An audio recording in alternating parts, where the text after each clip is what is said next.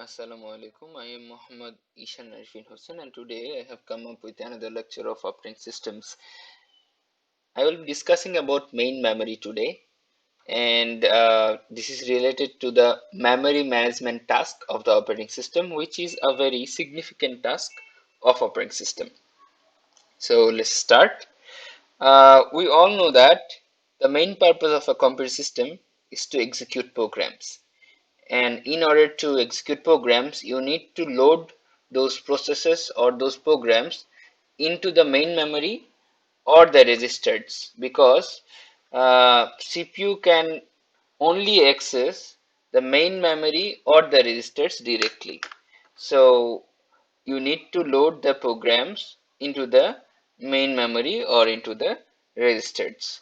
So first of all, the program are stored in the disk, which is also known as the secondary memory. So usually the programs are stored in the disk or secondary memory, which is a non-volatile memory, and then you need to load those programs into the main memory or the registers. They are volatile memory. Main memory and registers are volatile memory, and you need to load the program into the main memory and the registers in order to execute them. So we can demonstrate this with an real life example. Suppose you have a bookshelf which has many books, many books, and you have a reading table. This is a reading table. Sorry for my bad drawing. This is you, and you read books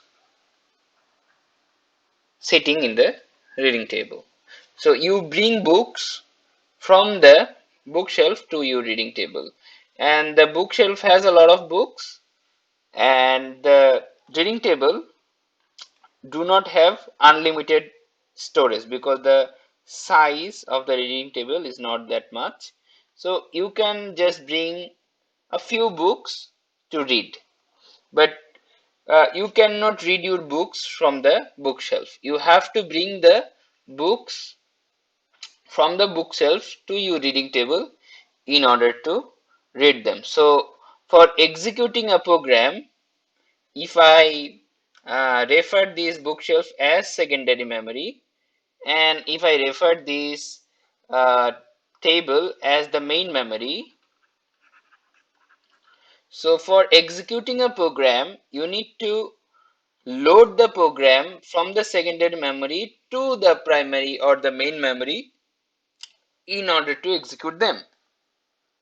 So it is so simple, but look, the storage of the reading table is small. You cannot put all the books from the bookshelf into the reading table because the storage is not that much. So you have a limited storage in your main memory, but you have to bring that particular book or that particular program. Suppose you need to run the Microsoft Word, MS Word. So MS Word is stored in your secondary memory, and if you want to execute the MS Word program, if you double click into it, it is loaded from the secondary memory or from the disk into your reading table, that means into your main memory, which can be referred also as RAM or random access memory. Alright, so as I have told you before, the CPU can directly access register and the main memory as well, but the uh, register is very fast, and the CPU can access the register within one CPU clock, one CPU clock cycle, which is very fast. But the main memory or the RAM can take many clock cycles. So the main memory is comparatively slower than the register. So this creates stall. Stall means that delay of accessing the main memory, because CPU can, access the register within one CPU clock. That means without that much delay, a CPU can access one register. But when CPU wants to access the main memory, it can take more than one CPU cycle, it causes some delay. This delay is called stall.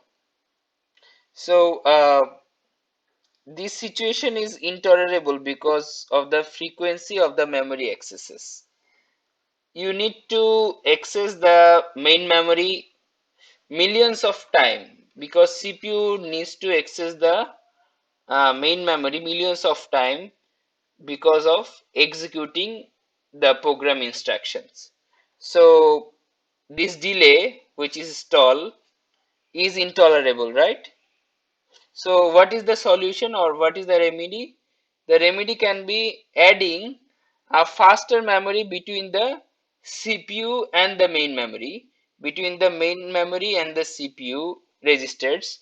So if we can add a faster memory between the CPU and the main memory, that will be great, because then the CPU will need less amount of time to access its necessary program.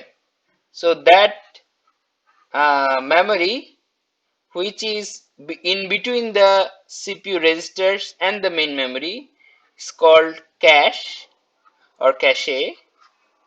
So this cache or cache is faster than the main memory. It is used uh, it can be used as a buffer between this main memory and the CPU.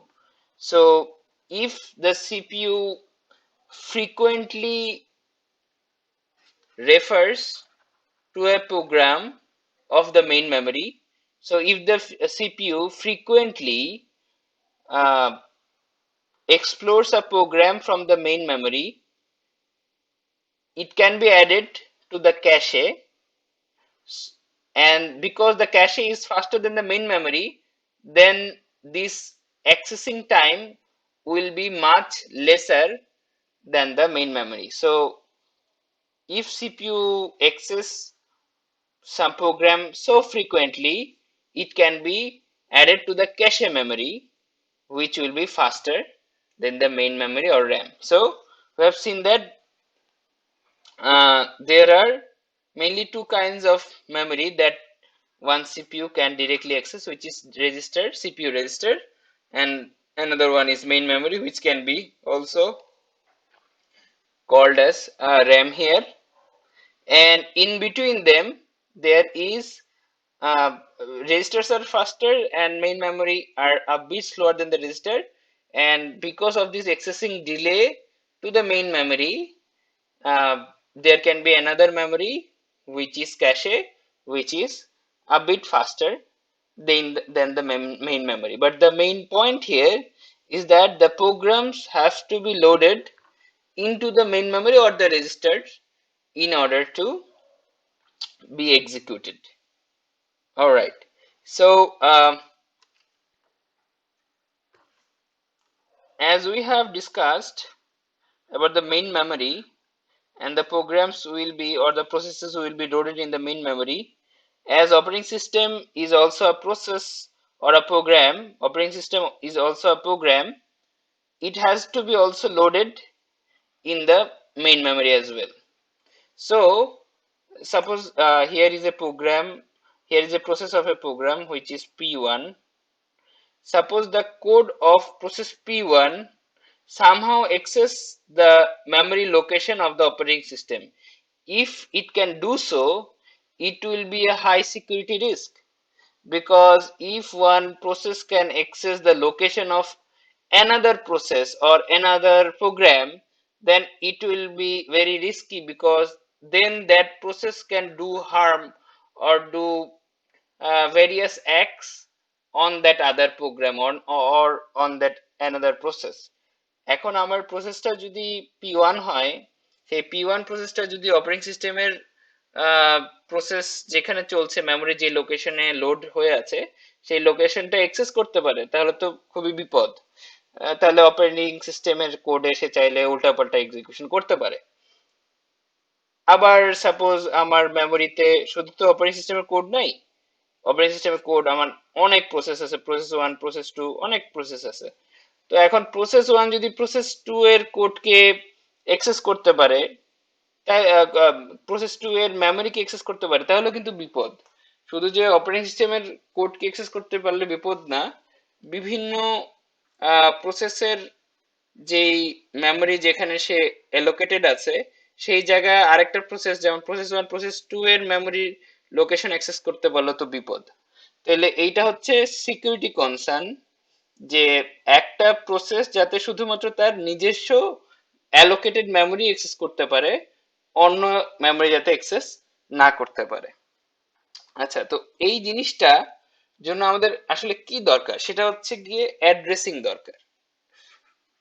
Addressing দরকার। এই যে আমার একটা process মেমোরিতে যাচ্ছে, আরেকটা process মেমোরিতে যাচ্ছে, তো সেই প্রসেসের প্রোগ্রামগুলো মেমোরির কোথায় আছে, কোন জায়গায় আছে? মেমোরি তো অনেক বড়। সাপোজ আমার মেমোরি হচ্ছে গিয়ে, আমার র্যামটা হচ্ছে গিয়ে সাপোজ 16 GB, তাহলে বিশাল বড় মেমোরি।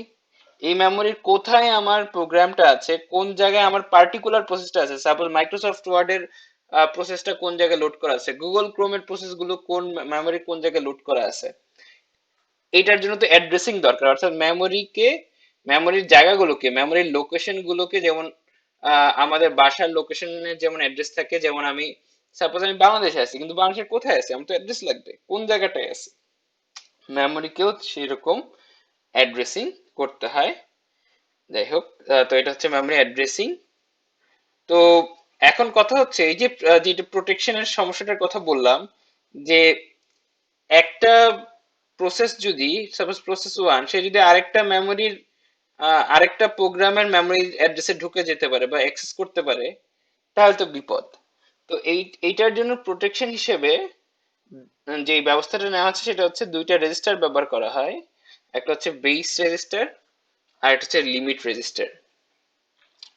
তো এই বেস রেজিস্টারটা কি? The base register holds the smallest legal physical memory address. The smallest legal physical memory address, তার মানে বেস রেজিস্টারে কি থাকে, আমার যেই প্রসেসটা সাপোজ প্রসেস 1, সেই প্রসেসের সবচেয়ে ছোট বা সবচেয়ে মিনিমাম যে মেমোরি ফিজিক্যাল মেমোরি অ্যাড্রেস থাকতে পারে সেইটা থাকে। আর লিমিটে কি থাকে, লিমিট রেজিস্টারটায় হচ্ছে কি রেঞ্জ থাকে। The limit register specify the size of the range, অর্থাৎ আমার এই প্রসেসের কতটুকু মেমোরি প্রয়োজন সেই অ্যাড্রেসের যে রেঞ্জটা আছে সেইটা আমার লিমিট রেজিস্টারে দেওয়া থাকে। সাপোজ এখানে আমরা দেখতে পাচ্ছি এটা আমাদের ফুল মেইন মেমোরি বা র্যাম যেটাই বলি। এখানে দেখতে পাচ্ছি যে আমার বেস হচ্ছে 300040। এটা হচ্ছে আমার মেমোরির অ্যাড্রেস। এখানে দেখতে পাচ্ছি এগুলো হচ্ছে অ্যাড্রেস নাম্বার, 0 থেকে অ্যাড্রেসটা শুরু হয়েছে, এইখানে যে 1024-এ 000-তে যে শেষ হয়েছে। এখন এই অ্যাড্রেসটা হচ্ছে আমার আমার পার্টিকুলার, সাপোজ এটার নাম হচ্ছে প্রসেস 01। এই পার্টিকুলার প্রসেসটার বেস হচ্ছে গিয়ে 300040। আর বেস প্লাস লিমিট হচ্ছে গিয়ে আমার যদি লিমিট রেজিস্টারে যেটা দেওয়া আছে সেটা হচ্ছে আমার রেঞ্জটা। তাহলে আমার ওই রেঞ্জটা যোগ করলে কিন্তু বেস প্লাস লিমিট মানে হচ্ছে হাইয়েস্ট কতটুকু, মানে অ্যাড্রেসটা কত হতে পারে সেই প্রসেসর। তো এর বাইরে যদি যায় তার মানে তো এই প্রসেস 01 এর বাইরে, এই লিমিটটার বাইরে, এই রেঞ্জটার বাইরে অন্য কোনো মেমোরি লোকেশনকে আর অ্যাক্সেস করতে পারবে না। এটাই হচ্ছে আমাদের সেই প্রোটেকশনটা দেওয়ার সিস্টেম। আমি যদি একটা উদাহরণ দিই, সাপোজ আমাদের বেস হচ্ছে 100 আর আমার লিমিট হচ্ছে 10। এটা হচ্ছে আমাদের মেমরি লোকেশন। সাপোজ এটা এখানে ওএস এর কোড আছে আর এখানে আমাদের প্রসেস 1 এর আমি বেস আর লিমিট দিলাম। প্রসেস 1 আছে, তার মানে কি আমার প্রসেস 1 এর বেস হচ্ছে 100, তার মানে এটার লোয়েস্ট মেমরি লোকেশন কত হবে? 100। আর লিমিট হচ্ছে 10, মানে এটা যেতে পারবে আর 10 পর্যন্ত। তার মানে এটা হাইয়েস্ট হওয়ার কত কত তার বেস প্লাস লিমিট কত? বেস প্লাস লিমিট কত আসে? 100 প্লাস 10 ইজ ইকুয়াল টু 110। তার মানে এটার হাইয়েস্ট যেতে পারবে 110 পর্যন্ত। তার মানে প্রসেস 1 100 আর 110 এর মধ্যেই থাকতে পারবে। সে যদি সাপোজ ওএস এর কোড আছে আমার এখানে 1000 10020, এই লোকেশনে হচ্ছে আমার ওএস এর কোড আছে এখান থেকে, এই প্রসেস 1 কি চাইলে সেখানে যেতে পারবে না? সেই সিস্টেমটা কেই হচ্ছে গিয়ে হার্ডওয়্যার অ্যাড্রেস প্রোটেকশন বলে। এই হার্ডওয়্যার অ্যাড্রেস প্রোটেকশন সিস্টেমের ফ্লো চার্ট বা ডায়াগ্রামটা যদি আমরা দেখি, তাহলে আমরা দেখতে পারবো যে সিপিইউ একটা অ্যাড্রেস জেনারেট করলো। প্রথমে চেক হবে সেই অ্যাড্রেসটা কি সেই বেসের চাইতে বড় অথবা সমান কিনা, মানে যেমন বেস আমার 100 ছিল, আমার তাহলে সিপিইউ আমার প্রসেস 1 এর জন্য একটা অ্যাড্রেস জেনারেট করছে। সেই অ্যাড্রেসটা কি এই যে বেস অ্যাড্রেস আছে সেটার চেয়ে বড় অথবা সমান কিনা। যদি না হয় তাহলে তো এটা ট্র্যাপ, এটা ইললিগাল অ্যাড্রেস এরর জেনারেট করবে। অর্থাৎ এটা যদি 90 হয়, 90 হলে তো বেসের কম হয়ে গেল, তাহলে নোতে চলে যাবে, তাহলে এটা ওই পার্টিকুলার প্রসেসের জন্য পারমিটেড না। যদি ইয়েস হয় তার মানে বেস এর চেয়ে বড় হয়, তাহলে আবার দেখতে হবে যে লিমিট ক্রস করে ফেলছে নাকি। আমার লিমিট হচ্ছে 10, মানে হাইয়েস্ট হতে পারে 110 পর্যন্ত, 100 প্লাস 10 110, এর চাইতে বেশি ক্রস করছে নাকি বেস প্লাস লিমিট 100 প্লাস 110। এখন আমার সিপিইউ যে অ্যাড্রেসটা জেনারেট করেছে আম, সেটা যদি হয় 115, তাহলে তো এইখানে ইয়েস খাবে ঠিকই, বেসের চেয়ে বড় হবে ঠিকই, কিন্তু বেস প্লাস লিমিট হচ্ছে আমার 110, সেই 110-এর চেয়ে ছোট হইতে হবে। যদি ছোট হয় তাইলেই আমার মেমোরির সে অ্যাক্সেস পাবে, সেই লোকেশনে অ্যাক্সেস পাবে। কিন্তু যদি ছোট না হয়, এটা যদি ইয়েস ট্রু না হয় অর্থাৎ নো হয়, তার মানে কি 115 তো নো হবে, কারণ 115 110-এর চেয়ে ছোট না, সে নোতে চলে যাবে, তাহলে সেটা একটা ট্র্যাপ, সে ইরর অ্যাড্রেসিং ইরর জেনারেট করবে।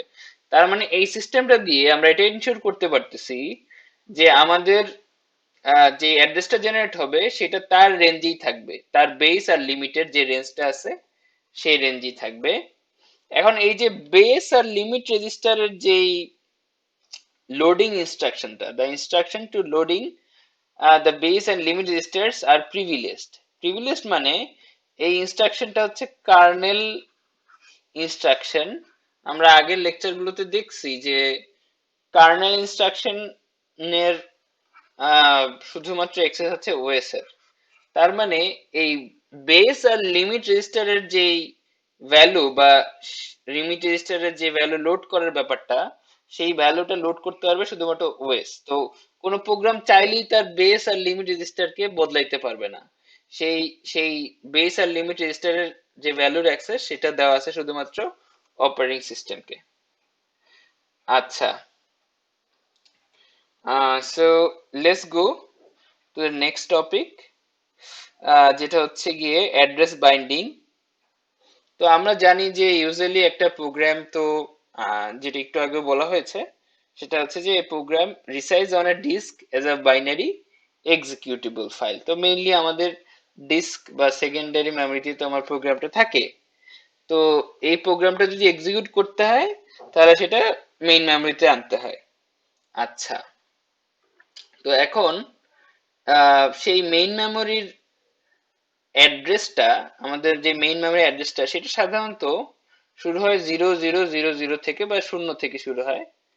বাট আমি মেইন মেমোরিতে কোন অ্যাড্রেসে আনবো এটার কোনো বাধা ধরার নিয়ম নেই। মানে আমি সেকেন্ডারি মেমোরি থেকে মেইন মেমোরিতে যে সব সময় আনলে শুরু থেকেই শুরু হবে, মেমোরির অ্যাড্রেসটা 0 থেকে শুরু হবে তা না।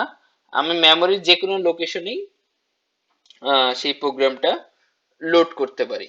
আচ্ছা, এখন addresses represented in different ways at different stages of programs life।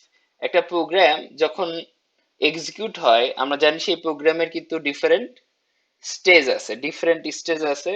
সেই প্রোগ্রাম প্রথমে থাকে সোর্স কোড, এরপর সেটা কম্পাইল কোড হয়, কম্পাইল করে মেশিন কোডে কনভার্ট করা হয়, এরপর সেটা হচ্ছে লিঙ্ক বা লোডারে দ্বারা লোড হয়। তো এই যে ডিফারেন্ট স্টেজেস থাকে, এই ডিফারেন্ট স্টেজেস এর জন্য অ্যাড্রেসটাও ডিফারেন্ট ভাবে, অ্যাড্রেসটার বাইন্ডিংও ডিফারেন্ট হয়।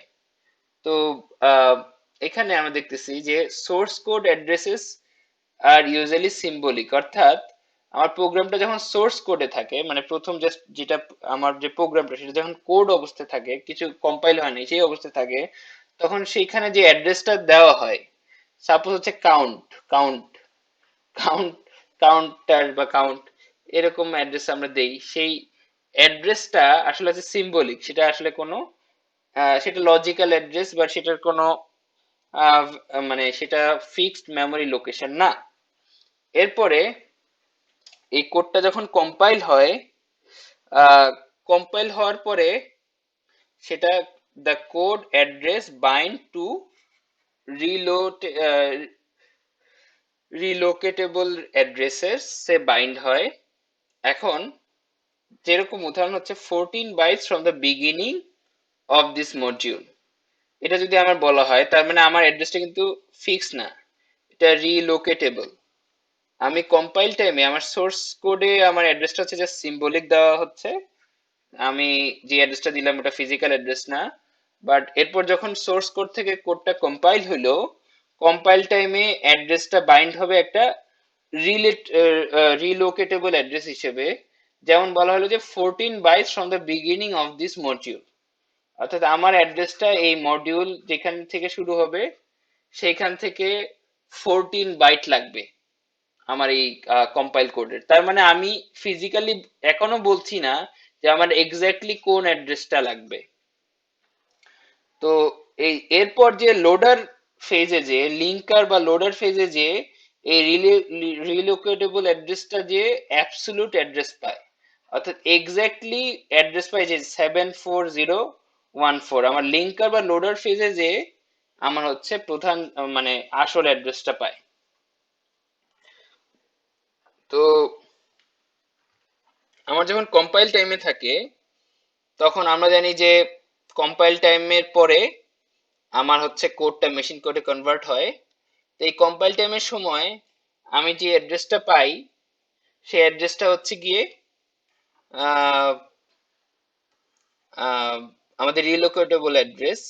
সাপোজ আমরা যদি জানি যে আমাদের প্রসেসটা আর নামের লোকেশন থেকে স্টার্ট হবে বা আর নাম্বার লোকেশন থেকে স্টার্ট হবে, তখন আমি কম্পাইল টাইমে বলে দিতে পারি, আমাদের অ্যাড্রেসটা যদি আমি বলি যে আর থেকে স্টার্ট হবে, তখন আমি কম্পাইল টাইমেই বলে দিতে পারি যে কম্পাইল টাইমে অ্যাবসলিউট কোড জেনারেট করার জন্য। অর্থাৎ আমি যদি কম্পাইল টাইম, আমার যখন কোডটা আমি কম্পাইল করব তখন যদি জানি যে আমার প্রসেসটার অ্যাড্রেসটা কোথ থেকে শুরু হবে, আমার প্রসেসটা মেমোরির কোন জায়গায় লোড হবে, যদি আমি এক্স্যাক্টলি জানি, তখন আমার কম্পাইল টাইমেই অ্যাবসলিউট কোড জেনারেট করা সম্ভব। যেটা অ্যাবসলিউট কোড বলতে আমরা বোঝাচ্ছি এক্সাক্ট মেমোরি লোকেশন, যেমন 74014।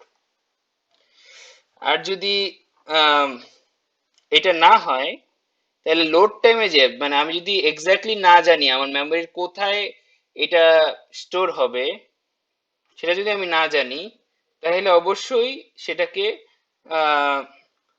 রিলোকেটেবল কোড হিসেবে জেনারেট করতে হবে, যদি আমার না জানা থাকে এক্সাক্ট লোকেশন মেমোরির।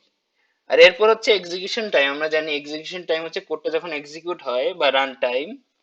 তো binding delayed until runtime if the process can be moved during the execution from one memory segment to another memory segment। আমার কোডটা যদি একটা মেমোরি সেগমেন্ট থেকে আরেকটা মেমোরি সেগমেন্টে মুভ করা হয়, তখন আমার সেটা কম্পাইল টাইমের বাইন্ডিং এর কাজ হবে না, লোড টাইমে বাইন্ডিং এর কাজ হবে না। যদি মেমোরিটা রান টাইমে এক মেমোরি সেগমেন্ট থেকে আরেকটা মেমোরি সেগমেন্টে মুভ করে, সেটা হচ্ছে এক্সিকিউশন টাইমের বাইন্ডিং।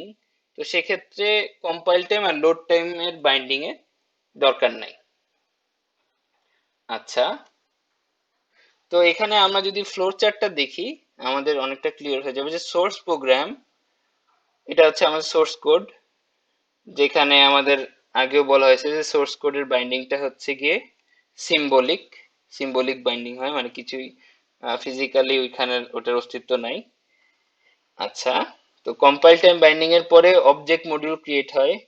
অবজেক্ট মডিউলটা আমাদের লিঙ্কার থেকে লিঙ্কার এডিটর দিয়ে এরপর লোডে যায়, লোড করতে হয়, এরপর লোড করা হয়, লোডার দিয়ে লোড করে লোডিং এর সময় আবার সিস্টেম লাইব্রেরি থেকে কোডগুলো লোডিং হয়। তো এরপর হচ্ছে কোডটা এক্সিকিউশনে যায়। যাই হোক, তো এখন আম, আমরা যেটা আলোচনা করব সেটা হচ্ছে লজিক্যাল আর ফিজিক্যাল অ্যাড্রেস স্পেস। আমাদের মেইনলি অ্যাড্রেস স্পেস হচ্ছে দুইটা। একটা হচ্ছে লজিক্যাল অ্যাড্রেস স্পেস, যেটা আসলে আমাদের সিপিইউ যে অ্যাড্রেসটা জেনারেট করে সেটা হচ্ছে লজিক্যাল বা ভার্চুয়াল অ্যাড্রেসও বলা যায়, সেটা হচ্ছে লজিক্যাল বা ভার্চুয়াল অ্যাড্রেস। আর ফিজিক্যাল অ্যাড্রেস, ফিজিক্যাল মানে কি, যেটা ধর টাচ করা যায়। ফিজিক্যাল হচ্ছে যেটার ফিজিক্যাল অস্তিত্ব আছে। তার মানে যে অ্যাড্রেসটা অ্যাকচুয়ালি মেমোরিতে আছে সেটা হচ্ছে ফিজিক্যাল অ্যাড্রেস। তার মানে দুই টাইপের অ্যাড্রেস হচ্ছে, একটা হচ্ছে লজিক্যাল অ্যাড্রেস যেটা সিপিইউ জেনারেট করে বা ভার্চুয়াল অ্যাড্রেসও আমরা সেটাকে বলতে পারি, আর একটা হচ্ছে ফিজিক্যাল অ্যাড্রেস। আচ্ছা, তো লজিক্যাল এন্ড ফিজিক্যাল অ্যাড্রেসেস আর the same in compile time and load time binding. তাহলে কম্পাইল টাইম আর লোড টাইমের বাইন্ডিং এর সময় লজিক্যাল আর ফিজিক্যাল অ্যাড্রেসটা সেম থাকবে, কিন্তু এক্সিকিউশন টাইমের সময় লজিক্যাল অ্যাড্রেস একরকম হইতে পারে, ফিজিক্যাল অ্যাড্রেস আরেক রকম হইতে পারে। আচ্ছা, তো এই যে লজিক্যাল আর ফিজিক্যাল অ্যাড্রেসের যে পার্থক্যটা, যে একরকম লজিক্যাল অ্যাড্রেস আরেক রকম ফিজিক্যাল অ্যাড্রেস, এটা তো তাহলে ম্যাপ করতে হবে, তাই না? ম্যাপিং মানে কি, যে এত নাম্বার লজিক্যাল অ্যাড্রেসের জন্য ফিজিক্যাল অ্যাড্রেস কত হবে, এটা ম্যাপ করা দরকার। এই ম্যাপিং এর জন্য আমাদের একটা হার্ডওয়্যার আছে, সেই হার্ডওয়্যারটার নাম হচ্ছে এমএমইউ, মেমোরি ম্যানেজমেন্ট ইউনিট। এই হার্ডওয়্যার ডিভাইসটা হচ্ছে লজিক্যাল অ্যাড্রেস থেকে ফিজিক্যাল অ্যাড্রেসকে কনভার্ট করে। আচ্ছা, এখন এই ক্ষেত্রে আমরা যে কিছুক্ষণ আগে বেস রেজিস্টার পড়ে এসেছি, সেই বেস রেজিস্টারকে কল করা হবে রিলোকেশন রেজিস্টার হিসেবে। আচ্ছা, এখানে কি হয় আমরা দেখতেছি, একটু দেখি যে অ্যাকচুয়ালি কি হয়। এটা হচ্ছে সাপোজ আমার বেস রেজিস্টার, আমার সিপিইউ যে লজিক্যাল অ্যাড্রেসটা জেনারেট করবে, সিপিইউ যে লজিক্যাল অ্যাড্রেসটা জেনারেট করবে, এমএমইউ কি করবে, তার এই যে রিলোকেশন রেজিস্টার একটা ভ্যালু থাকবে, সেই রিলোকেশন রেজিস্টারের ভ্যালুর সাথে লজিক্যাল অ্যাড্রেসটা জাস্ট অ্যাড আপ করে দিবে, তাইলেই হচ্ছে গিয়ে আমরা ফিজিক্যাল অ্যাড্রেস পেয়ে যাব। তার মানে বেস রেজিস্টার যে ভ্যালুটা, যে আমার ফিজিক্যাল অ্যাড্রেসটা মিনিমাম কত থেকে শুরু হবে সেটার যে একটা অ্যাড্রেস আছে না, এক্ষেত্রে সাপোজ এই উদাহরণের ক্ষেত্রে সেই অ্যাড্রেসটা হচ্ছে 14,000, আর আমার লজিক্যাল অ্যাড্রেস হচ্ছে 346, এটা 14,000 হচ্ছে রিলোকেশন রেজিস্টার অ্যাড্রেস। তাহলে এমএমইউ কি করে, এমএমইউ এর কাজ হচ্ছে address of the logical address plus relocation register address, এটা যোগ করা, তাইলে আমি পেয়ে যাব ফিজিক্যাল অ্যাড্রেস। এখানে আমরা সিপিইউ তে পাচ্ছি হচ্ছে 346, আর এখানে হচ্ছে 14,000। তাহলে আমার ফিজিক্যাল অ্যাড্রেস হবে 346 প্লাস 14,000, যেটা হচ্ছে 14346। এই ফিজিক্যাল অ্যাড্রেসেই আমার এই লজিক্যাল অ্যাড্রেসের যে কোডটা আছে সেটা অ্যালোকেটেড হবে। ওকে, এবার হচ্ছে আরেকটা কনসেপ্ট সম্বন্ধে আমরা ক্লিয়ার হয়ে নেই, সেটা হচ্ছে ডাইনামিক লোডিং। ডাইনামিক লোডিংটা হচ্ছে যে আমাদের যে বিশাল বড় প্রোগ্রাম, সাপোজ আমার প্রোগ্রামটা হচ্ছে 2 জিবির, এই বিশাল বড় প্রোগ্রাম একসাথে আমার মেমোরিতে লোড করার দরকার নাই। মেমোরিতে শুধুমাত্র অতটুকুই লোড করব যতটুকু আমার একবার দরকার। তার মানে আমরা মেমোরিতে সাপোজ প্রথমে 1 জিবি লোড করলাম, প্রোগ্রামটার একটা পার্ট লোড করলাম, মানে যেটাকে বলা হচ্ছে আহ, একটা সাব রুটিন লোড করা। এখন entire program does not need to be in the memory to execute. Routine is not loaded until it is called. So আমার যেই প্রোগ্রামগুলোকে অনেকগুলো রুটিনে ভাগ করা যায়, মানে রুটিনে ভাগ করা যায়, রুটিন হচ্ছে চাঙ্ক অফ দ্য কোড। তো আমার পুরো সবগুলো রুটিন কিন্তু লোড করার দরকার নাই। আমি পার্শিয়াল কোড লোড করেই কিন্তু আমি আমার মেমোরিতে লোড করে কিন্তু প্রোগ্রামটা চালাতে পারি। এই জিনিসটার নাম হচ্ছে ডাইনামিক লোডিং, যে পুরোটা লোড না করে, ফুল প্রোগ্রামটা লোড না করে আমি পার্শিয়ালি দু একটা রুটিন লোড করলাম। মেইনলি থাকে, মেইন রুটিন থাকে একটা, মেইন মেথড থাকে, একটা প্রোগ্রামের সাপোজ মেইন ফাংশন বা মেইন মেথড থাকে, সাপোজ সেটা আগে লোড করলাম। এরপর সেখান থেকে যা যা দরকার হইলো মেইন ফাংশন থেকে আবার আরেকটা রুটিন লোড করলাম, এরপর আরেকটা রুটিন লোড করলাম, মানে একেবারে পুরোটা লোড না করে পার্শিয়াল লোড করার নামই হচ্ছে ডাইনামিক লোডিং। আচ্ছা, স্ট্যাটিক, এবার হচ্ছে ডাইনামিক লোডিং এর থেকে এটা কিন্তু একটু ডিফারেন্ট। এটা হচ্ছে ডাইনামিক লিঙ্কিং। আচ্ছা, ডাইনামিক লিঙ্কিং বোঝার আগে আমাদের প্রথমে বুঝতে হবে স্ট্যাটিক লিঙ্কিং কি। স্ট্যাটিক লিঙ্কিং হচ্ছে system libraries and program code combined by the loader into binary program image, মানে আমার যে কোডগুলো, সেই কোডগুলো কিন্তু অনেক সময় সিস্টেমের লাইব্রেরি ইউজ করে, তাই না, বিভিন্ন লাইব্রেরি ইউজ করে থাকে। সেই লাইব্রেরির যে লোড করাটা, সেই লোড যদি প্রত্যেকটা প্রোগ্রামের জন্য আলাদা আলাদা ভাবে সেই লাইব্রেরির প্রোগ্রাম মেমোরিতে লোড করা থাকে, সেটাই হচ্ছে স্ট্যাটিক লিঙ্কিং। স্ট্যাটিক লিঙ্কিং এর উদাহরণটা এরকম হতে পারে, আমরা সাপোজ আমাদের ফ্যামিলিতে 5 জন মানুষ আছে, তো 5 জন মানুষ 5টা রুমে থাকি, সবাই এক সময় টিভি দেখি, সবাই এক সময় টিভি দেখি। এখন সেই টিভি যখন দেখি, সে টিভি যদি সবাই এক সময় দেখি, তাহলে যদি 5 জনের, যে 5 জন, একটা রুম, দুইটা রুম, তিনটা রুম, চারটা রুম, পাঁচটা রুম, 5টা রুমে যদি আলাদা আলাদা ভাবে টিভি লাগানো হয়, তাহলে 5 জন আলাদা আলাদা ভাবে 5টা রুমে আলাদা আলাদা ভাবে টিভি দেখতে পারবে। আর যদি একটা ড্রয়িং রুম থাকে, সেই ড্রয়িং রুমে যদি সবাই একসাথে টিভি দেখি, তাহলে কি হবে, সবাই একটা টিভি শেয়ার করে দেখলাম, সেটাই হচ্ছে গিয়ে ডাইনামিক লিঙ্কিং। আর 5ঘরে যদি আলাদা আলাদা টিভি থাকে, তাহলে একসাথে আলাদা আলাদা ভাবে দেখতে পাচ্ছি ঠিকই, কিন্তু খরচটা অনেক বেড়ে যাচ্ছে, যে আলাদা আলাদা ভাবে 5 ঘরেই 5টা টিভি লোড করা লাগছে। তো এইটা হচ্ছে স্ট্যাটিক লিঙ্কিং, যে আমি প্রত্যেকবার আমার যে সিস্টেম লাইব্রেরি, সেটা যদি প্রত্যেকটা প্রোগ্রামের জন্য আলাদা আলাদা ভাবে মেমোরিতে লোড করা লাগে, সেটা হচ্ছে স্ট্যাটিক লিঙ্কিং। আর ডাইনামিক লিঙ্কিং যেটা বললাম, যে শেয়ার করা, তো এইটার জন্য আহ, আমাদের যেই উইন্ডোজে আমরা অনেক সময় দেখি DLL files, dynamic linking files যেগুলো আছে আর কি, ডিএলএল ফাইলস, সেটা হচ্ছে ডাইনামিক লিঙ্কিং ফাইলস।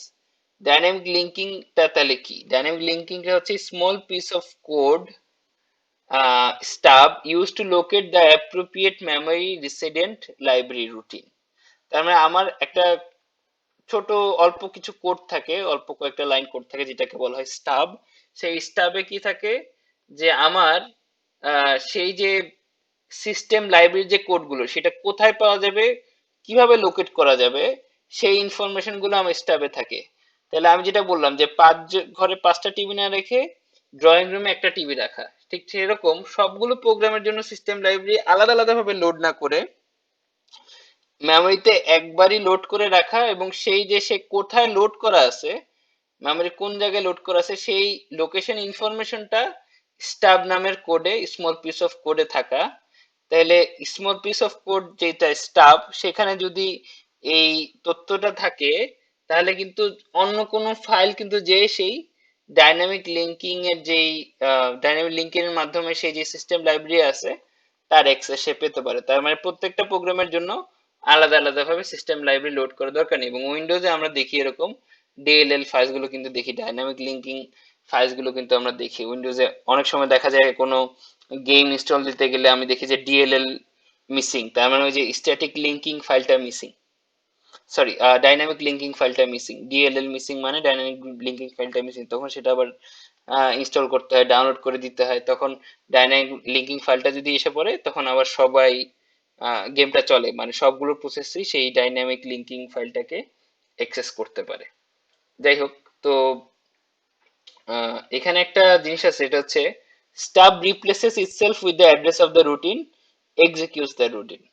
তাহলে স্টাবে যে কোডটা থাকে সেটা কি করে, আমার প্রসেসটার যেই রুটিন অর্থাৎ যেই স্ট্যাটিক অর্থাৎ যে সিস্টেম লাইব্রেরির কোড দরকার, সেই সিস্টেম লাইব্রেরির যে রুটিনটা আছে সেটার অ্যাড্রেসটা কোথায় থাকে, স্টাবের কোডের মাধ্যমে আমরা সেটা বের করি। এখন স্টাবের কোডের মাধ্যমে বের করার পরে সেই অ্যাড্রেসটা স্টাবের রিপ্লেস হয়ে যায়, তার মানে স্টাব সেই অ্যাড্রেসটা দ্বারা রিপ্লেস হয়ে যায়, যার ফলে সেই অ্যাড্রেসটা আমরা আমাদের প্রোগ্রাম থেকে অ্যাক্সেস করতে পারি, অর্থাৎ সেই সিস্টেম লাইব্রেরির অ্যাক্সেস আমরা পেয়ে থাকি। এখন আমাদের নেক্সট টপিক হচ্ছে কন্টিজিয়াস অ্যালোকেশন। এই কন্টিজিয়াস অ্যালোকেশনটা আসলে কি? ওকে, কন্টিজিয়াস অ্যালোকেশন বুঝতে হলে আমাদের বুঝতে হবে যে আমাদের মেইন মেমোরি তো আসলে অনেক কিছুই থাকে আমাদের মেমোরিতে। ওএস এর কোড থাকে, এরপর হচ্ছে প্রসেস 1, প্রসেস 2, সবগুলো প্রসেসে আলাদা আলাদা কোড কিন্তু আমাদের লোড করা থাকে। সাধারণত ইউজার প্রসেস গুলোকে যদি আমরা বলি যে মেমোরিকে দুইটা ভাগে ভাগ করি, তো সাধারণত হচ্ছে কি ইউজার প্রসেস গুলোকে হাই মেমোরিতে রাখা হয়, আর ওএসটাকে সাধারণত লো মেমোরিতে রাখা হয়।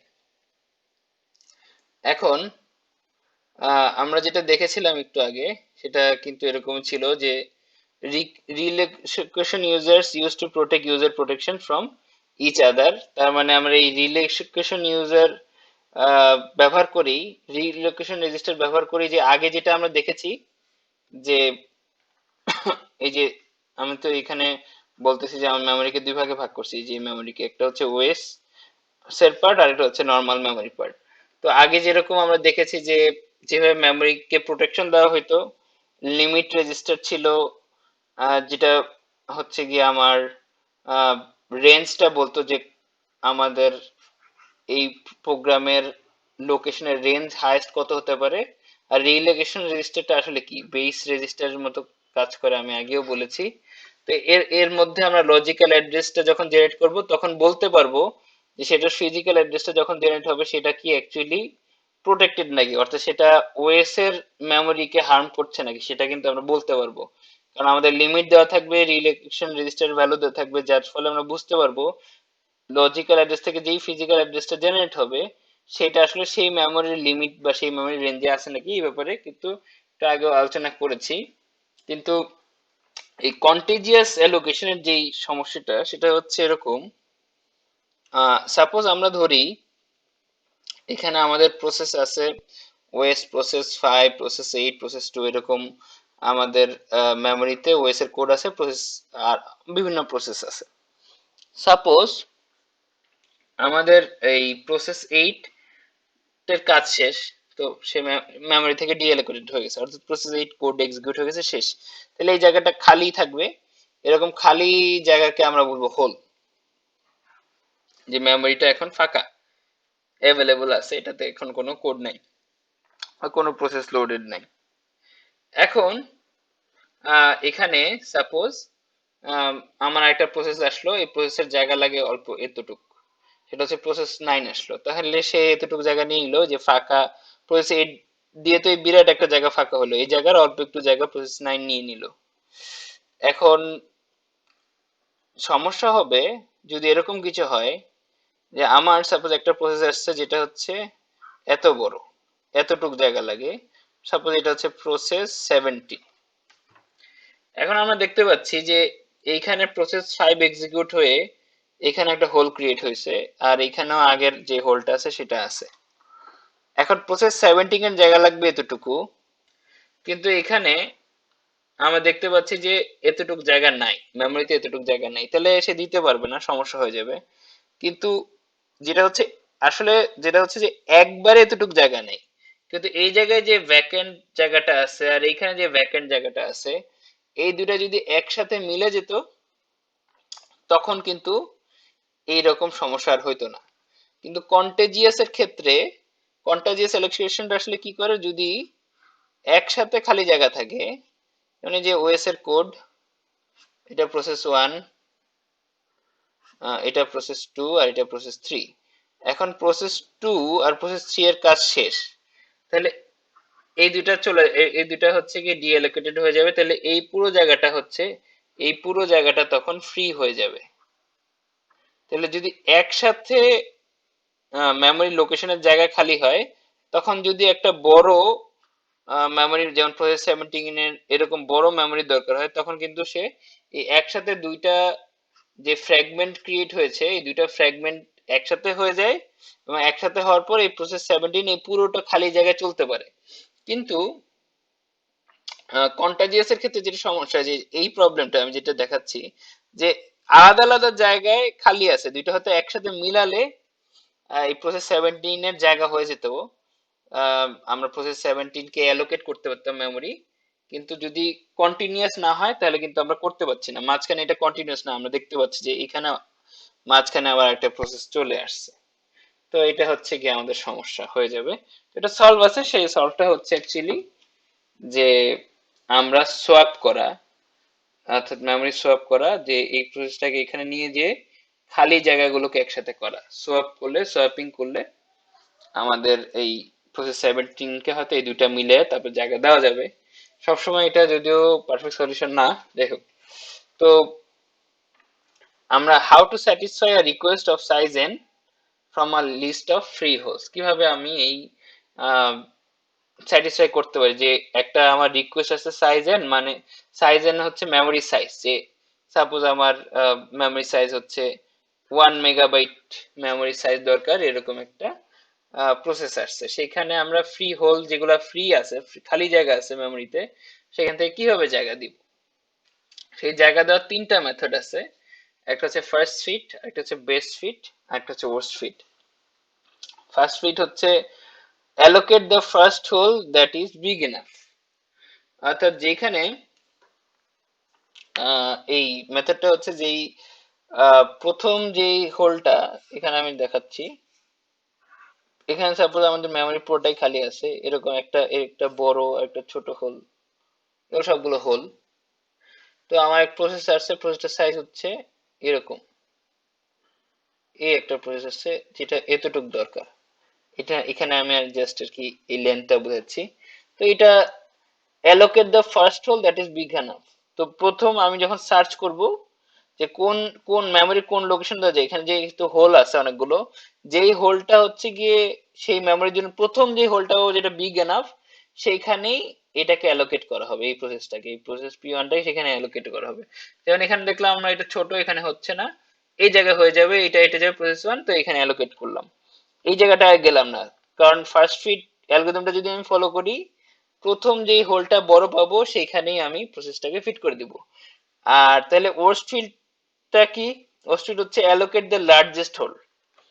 তাহলে এইটার মেথডটা হচ্ছে যে প্রসেসটাকে বড় যেই হোলটা পাবো সেইটাতে অ্যালোকেট করব। তাহলে এইটা আমি আবার সার্চ করব, যদি আমি ওয়ার্স্ট ফিট স্ট্র্যাটেজি ফলো করি, তাহলে এটা তো সবচেয়ে বড় না, না এটা সবচেয়ে বড় না, এটা সবচেয়ে বড় না, এটাও সবচেয়ে বড় না, সার্চ করে দেখবো সবচেয়ে বড় কোনটা, এই হোলটা হচ্ছে সবচেয়ে বড়, তখন P1 কে ওয়ার্স্ট ফিট অনুযায়ী, তাহলে ওয়ার্স্ট ফিট যদি ফলো করি তাহলে P1 কে আমরা এই হোলে অ্যালোকেট করব।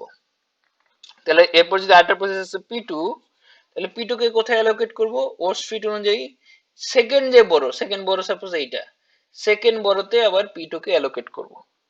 এটা হচ্ছে ওয়ার্স্ট ফিট। আর বেস্ট ফিট কি, allocate the smallest hole that is big enough. তার মানে এটা হচ্ছে সবচাইতে বেস্ট স্ট্র্যাটেজি, যেটা হচ্ছে বেস্ট ফিট, সেটা হচ্ছে প্রসেস গুলোতে কে যেটাতে ফিট হয়, সেই ফিট হওয়ার মধ্যে যেটা স্মলেস্ট সেটাতে অ্যালোকেট করা।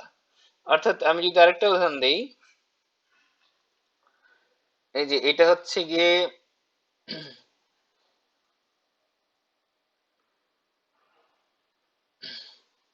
এই যে আমার প্রসেসটা সাপোজ ছোট, এতটুকু, তো এই জায়গায় ফিট হওয়ার কথা। তো ফার্স্ট ফিট যদি বলি, সেটা হচ্ছে allocate the first hole that is big enough, প্রথমে যেটা বড় পাওয়া যাবে সেটাতেই আমি অ্যালোকেট করে দিব ফার্স্ট ফিট হিসেবে। তাহলে ফার্স্ট ফিট যদি হইতো তাহলে এই প্রসেসটাকে আমি এখানে অ্যালোকেট করে দিতাম, এই জায়গায় অ্যালোকেট করে দিতাম, কারণ এই হোলে যথেষ্ট জায়গা আছে, এটা ফার্স্ট ফিট অনুযায়ী অ্যালোকেট করে দিতাম। আর ওর্স ফিট হলে কি করতাম, অ্যালোকেট দ্য লার্জেস্ট হোল। তো ওর্স ফিট হলে আমি দেখলাম সবচেয়ে বড় কোনটা সেটাতে আমি অ্যালোকেট করব। এখানে সবচেয়ে বড় হোল হচ্ছে এইটা, তাহলে আমি আমার প্রসেসটাকে ওর্স ফিট হলে এখানে অ্যালোকেট করতাম। কিন্তু যদি বেস্ট ফিট অ্যালগরিদম ফলো করি তাহলে হচ্ছে allocate the smallest hole that is big enough. তাহলে সবচেয়ে ছোট কোনটা যেটাতে অ্যালোকেট করা যাবে। এখানে যে মেমরি দেখাচ্ছে সেটা এরকম অনেকগুলো হোল আছে, সেই হোলগুলোর মধ্যে আমি দেখতেছি যে এইটা বেশি ছোট, এটাতে অ্যালোকেট করা যাবে না, এগুলো বড়, এগুলো অ্যালোকেট করা যাবে, তাও করবো না, করবো হচ্ছে এটাতে। এটাই হচ্ছে সবচেয়ে ছোট হোল যেটাতে অন্তত এটার জায়গা হয়, এটা হচ্ছে বেস্ট ফিট। মানে হচ্ছে অন্তত জায়গা হয় এরকম ছোট কোনটা সেটাতে আমরা অ্যালোকেট করবো, যাতে করে মেমরি নষ্ট না হয়। কারণ আমরা দেখতেছি ওস্ট ফ্রিতে আমি আমার অনেক বড়টাতে যে অ্যালোকেট করতেছি ঠিকই মেমোরিটা, কিন্তু বাদ বাকি জায়গা সেই প্রসেসটা অ্যালোকেট করার পরে বাদ বাকি জায়গা নষ্ট হচ্ছে, কারণ ওই প্রসেসটাতে এত মেমোরি লাগবে না।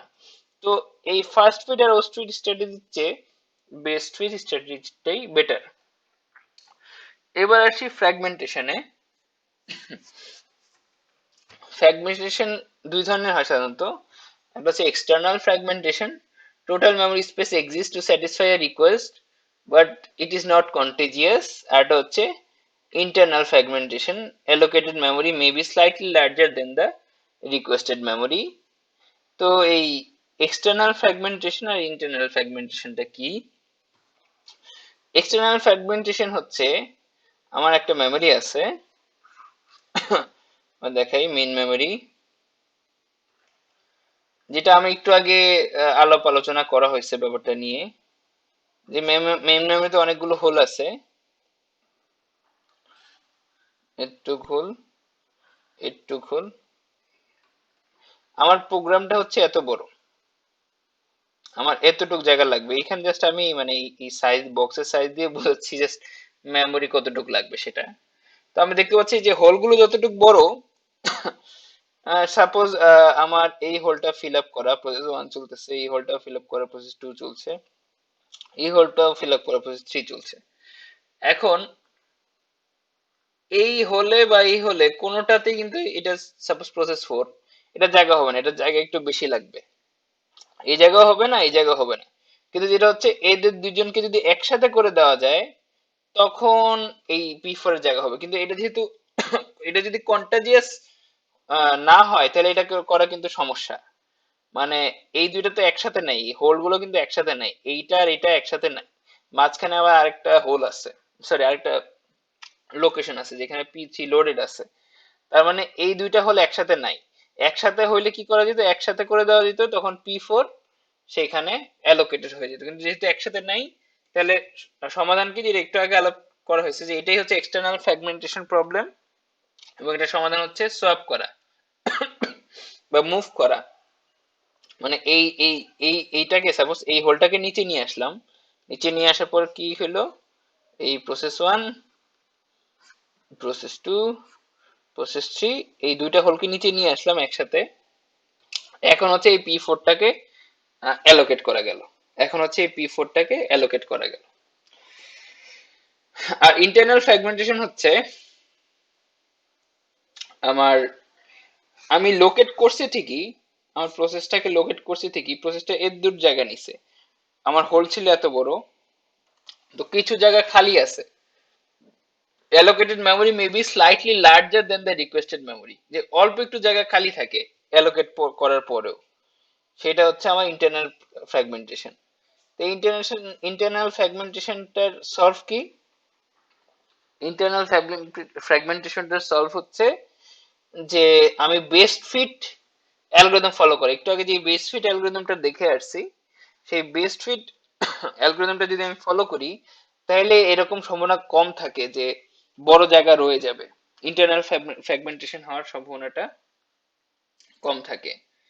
আচ্ছা, যেটা আমরা দেখলাম এর সলিউশন গুলো লেখা আছে, শাফল করা, আর এই শাফলের যে যেটা নাম বললাম শাফল, এই শাফল করার থিওরিটিক্যাল নেম হচ্ছে কম্প্যাকশন। যেটা আমি বললাম যে এক্সটার্নাল ফ্র্যাগমেন্ট হলে আমি কি করব, এই মেমোরি লোকেশনটা শাফল করে দেবো, যার ফলে দুইটা হোল একসাথে হয়ে যাবে। এটার থিওরিটিক্যাল টার্ম হচ্ছে কম্প্যাকশন। এই কম্প্যাকশনটা is possible only if the relocation is dynamic.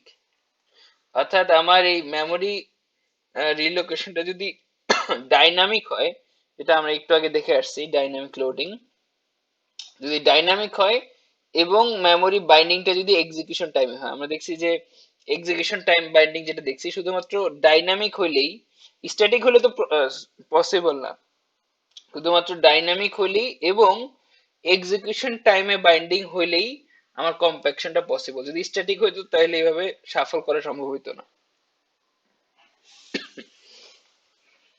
এবার আমরা মেমোরি অ্যালোকেশনের একটা স্ট্র্যাটেজি দেখব, যেটার নাম হচ্ছে পেজিং। এই পেজিংটা কি? আমরা তো একটু আগে মেমোরি অ্যালোকেশন যখন দেখতেছিলাম, আহ, আমরা বা আগে যখন মেমোরি অ্যালোকেশন দেখতেছিলাম তখন আমরা অনেকগুলো প্রবলেম কিন্তু পেয়েছি, অনেকগুলো প্রবলেম দেখেছি যেখানে দেখলাম যে এই যে কন্টাজিয়াস না হলে প্রবলেম, শাফল করতে হবে, জায়গা বেশি থাকে কম থাকে। তো এই প্রবলেম গুলো থেকে মুক্তি পাওয়ার জন্যই মোটামুটি স্ট্র্যাটেজিতে আসছে, সেটা হচ্ছে পেজিং। পেজিং হচ্ছে গিয়ে আমার এই যে মেমোরি, সেই মেমোরিকে চাঙ্কে বা ফ্রেমে ভাগ করা। পেজিং স্ট্র্যাটেজিটা হচ্ছে আমার লজিক্যাল মেমোরিকে ভাগ করা, আবার ফিজিক্যাল মেমোরিকেও ভাগ করা। ফিজিক্যাল মেমোরিকে ফিক্স সাইজ ব্লকে ভাগ করতে হবে, সেই ব্লকগুলোর নাম দিব আমরা ফ্রেমস। আর লজিক্যাল মেমোরিকেও ফ্রেম সাইজের সমান সমান ফিক্স সাইজ ব্লকেই ভাগ করতে হবে। লজিক্যাল মেমোরির ব্লকগুলোর নাম দিব আমরা পেজ। সেটা কি কিভাবে কাজ করে একটু দেখি। এখানে আমরা পরে আসতেছি যে পেজকে কিভাবে ট্রান্সলেট করে, সেটা পরে আসতেছি। আচ্ছা, এখানে আমরা দেখতে পাচ্ছি, যেমন এখানে আমরা দেখতে পাচ্ছি যে আমাদের লজিক্যাল মেমোরিকে, আর প্রসেসের যে মেমোরিটা আছে সেই মেমোরিকে চারটা ভাগে ভাগ করছে। আবার আমার ফিজিক্যাল মেমোরিকেও অনেকগুলো ভাগ আছে, সেগুলোকে ফ্রেমে ভাগ করছে। তার মানে লজিক্যাল মেমোরিকেও ভাগ করা হয়েছে, ফিজিক্যাল মেমোরিকেও ভাগ করা হয়েছে। এখন আমার যে লজিক্যাল মেমোরিটা আছে, লজিক্যাল মেমোরি আমার প্রসেসের মেমোরিটাকে আমি চার ভাগে ভাগ করেছি, এই জন্যই এটা হচ্ছে পেজ। এখানে আমরা দেখতে পাচ্ছি যে পেজ আছে চারটা। আর এখানে আমাদের যে ফিজিক্যাল মেমোরি, সেটাও এখানে আমরা দেখতে পাচ্ছি, যেটা বলা হয়েছে যে পেজের সাইজ আর ফ্রেমের সাইজ সেম হবে। আমরা দেখতে পাচ্ছি যে এখানে পেজের সাইজ ঠিক সমান সাইজেরই আসলে ফ্রেম। তার মানে এই যে আমি ফ্র্যাগমেন্টে ভাগ করছি, আমি যে চাঙ্কে ভাগ করছি পুরো মেমোরি, ফিজিক্যাল মেমোরিকে বা লজিক্যাল মেমোরিকে। লজিক্যাল মেমোরির ক্ষেত্রে তো আমি দেখছি পেজ, আর ফিজিক্যাল মেমোরির ক্ষেত্রে বলছি ফ্রেম। পেজ আর ফ্রেম হচ্ছে সমান, এটা হচ্ছে কনসিডার করতেই হবে, এই জিনিসটা বুঝতে হবে। এবার হচ্ছে কি পেজ টেবল, এই জিনিসটা কি? আমরা দেখতে পাচ্ছি পেজ জিরো, এখানে হচ্ছে পেজের ইন্ডেক্স নাম্বার, এটা 0 1 2 3, পেজ জিরো। পেজ জিরো আছে হচ্ছে গিয়ে, পেজ জিরো হচ্ছে 1 নাম্বার ফ্রেম, পেজ ওয়ান হচ্ছে 4 নাম্বার ফ্রেম, পেজ টু হচ্ছে 3 নাম্বার ফ্রেম। এখানে আমরা যদি তাকে একই দেখতে পাচ্ছি ফ্রেমে, যেমন পেজ জিরো ছিল 1 নাম্বার ফ্রেম, দেখতেছি 1 নাম্বার ফ্রেমে আছে পেজ জিরো। যেমন পেজ টু ছিল 3 নাম্বার ফ্রেমে, আমরা আসলে 3 নাম্বার ফ্রেমে যে দেখতে পাচ্ছি পেজ টু। তার মানে এই যে পেজিং যে টেবিলটা আছে, পেজিং টেবিলটা আসলে এই যে ট্যাগিং এর কাজটা করে আসলে, যে লজিক্যাল মেমোরির কত নাম্বার পেজ, কত নাম্বার ফ্রেম। এতে করে কি লাভ হচ্ছে? লাভটা হচ্ছে যে আমরা যে এই যে কন্টাজিয়াস প্রবলেমটা দেখেছিলাম, এই দেখেছিলাম সেই দেখেছিলাম, এখন আমার যদি সিনারিও এরকম হয় যে আমার এরকম আছে, আমার প্রসেস, আমি সাপোজ এটা হচ্ছে গিয়ে আমার একটা প্রসেস, যেটাতে 3টা পেজ আছে। Process one, process one, process one. Process ওয়ানের 3টা পেজ, সবগুলো পেজের সাইজ একই, যদি আমি ডিফারেন্ট রাখতেছি। এটা প্রসেস টু, এর 3টা page. Are suppose process three এর 3টা পেজ, প্রসেস থ্রি এরও 3টা পেজ। এখন এটা তো প্রসেস ওয়ান এর মেমোরি, প্রসেস টু এর মেমোরি লাগবে, প্রসেস থ্রি এর মেমোরি লাগবে। এটা এদের মেমোরিকে, লজিক্যাল মেমোরিকে আমি পেজে ভাগ করেছি। আর এটা হচ্ছে আমার ফিজিক্যাল মেমোরি, এটা হচ্ছে আমার ফিজিক্যাল মেমোরি। তাহলে প্রসেস ওয়ান এর মেমোরিকে আমি যদি এভাবে দিই, ফিজিক্যাল মেমোরিতে process one, process one, sorry process one, process one, এটা হচ্ছে তাহলে ফ্রেমে ফিজিক্যাল মেমোরির চাঙ্কটাকে বলবো ফ্রেম। এরপর process two, process two, two, process two, এরপর প্রসেস থ্রি, প্রসেস থ্রি, আর প্রসেস থ্রি। আচ্ছা, এখন সাপোজ আমাদের প্রসেস টু এর কাজ শেষ, তাহলে এটার ফ্রেম গুলো খালি হয়ে যাবে। প্রসেস টু এর কাজ শেষ, এটার ফ্রেম গুলো খালি হয়ে যাবে।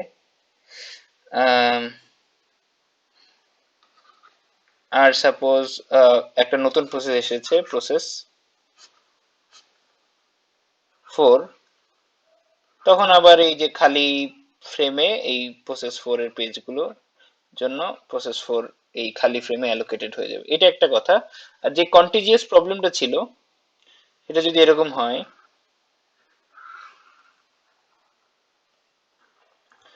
যেটা আমি বলছিলাম, suppose process one, process one, process one, একটু আগে যেটা নতুন এসেছে process four, process four, process four, suppose আমি আরো লিখলাম process two, process two, process two, আর process three, process three, process three.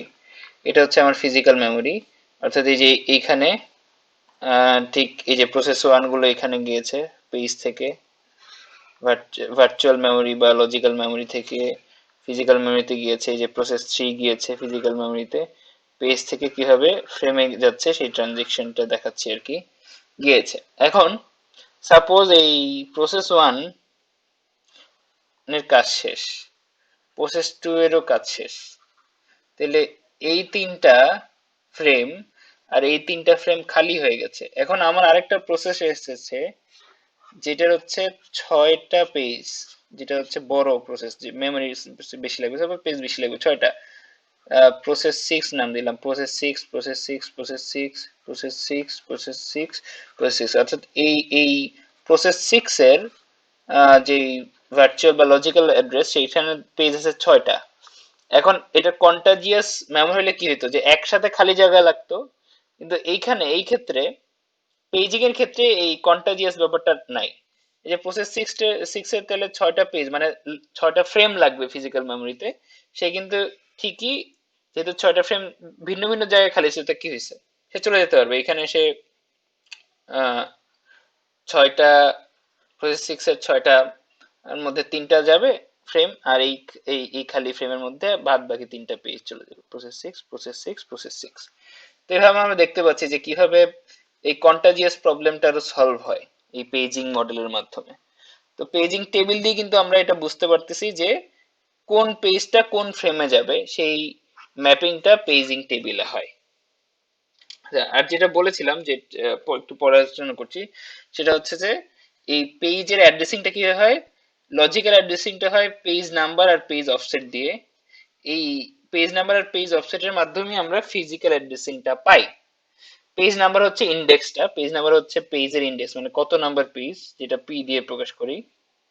আর পেজ নাম্বার এখানে এম থেকে এন দিয়ে বলেছে, এম থেকে এম রেঞ্জের মধ্যে হবে। আর পেজ অফসেট আমরা ডি দিয়ে প্রকাশ করি, এখানে suppose N, page offset N. Page অফসেটটা হচ্ছে কি আসলে কত নাম্বার ইন্ডেক্সের পরে কত ঘর যেতে হবে সেটা, এটা আমি একটু পরেই দেখাচ্ছি। আর এটা হচ্ছে আমাদের পেজিং হার্ডওয়্যার, অর্থাৎ পুরো ফ্রেমওয়ার্কটা কিভাবে কাজ করছে। সিপিইউ একটা লজিক্যাল অ্যাড্রেস জেনারেট করছে, সেই লজিক্যাল অ্যাড্রেসের পেজ নাম্বার আছে আর পেজ অফসেট আছে, পি আর ডি আছে। এই পি আর ডি থেকে পি দিয়ে পেজ জিং টেবিল থেকে পি আর ডি দিয়ে সে কত নম্বর পেজ সেটা বের করছে, সেই ফ্রেম নাম্বারটা নিয়ে জাস্ট ডি যোগ করে দিচ্ছে, এরপর সে ফিজিক্যাল অ্যাড্রেসে ফ্রেমে চলে যাচ্ছে। আমি একটু দেখাচ্ছি এটা কিভাবে হচ্ছে। এখানে আমরা দেখতে পাচ্ছি যে এক একটা পেজ 4 বাইটের, 4 বাইটের 4টা পেজ আছে। এখানে আমরা দেখতে পাচ্ছি এটা একটা পেজ, এটা একটা পেজ, এটা একটা পেজ, এটা একটা পেজ। প্রত্যেকটা পেজ হচ্ছে 4 বাইটের, কারণ using a page size of 4 bytes. 4 বাইটের পেজ 0 1 2 3 এগুলো প্রত্যেকটা পেজের একটা করে বাইট, একটা বাইট একটা বাইট। তাহলে পেজ 4 বাইটের হলে ফ্রেমও কিন্তু ফ্রেমও 4 বাইটেরই হবে। এখন মোট ফিজিক্যাল মেমোরি হচ্ছে 32 বাইট, মোট ফিজিক্যাল মেমোরি 32 বাইট। এখন পেজ যেহেতু 4 বাইট, তার মানে ফ্রেমও হবে 4 বাইট করে। তাহলে মোট ফিজিক্যাল মেমোরি, এটা তো আমার প্রসেসের লজিক্যাল মেমোরি আর কি, আর মোট ফিজিক্যাল মেমোরি হচ্ছে 32 বাইট। তাহলে যেহেতু 4 বাইট করে ফ্রেম হবে, তাহলে মোট 32 বাইটে কয়টা ফ্রেম ধরবে? 32 বাই 4 8, 8টা ফ্রেম হবে। এখানে আমরা দেখতে পাচ্ছি 1 2 3 4 5 6 7 8, 8টা ফ্রেম দেখতে পাচ্ছি।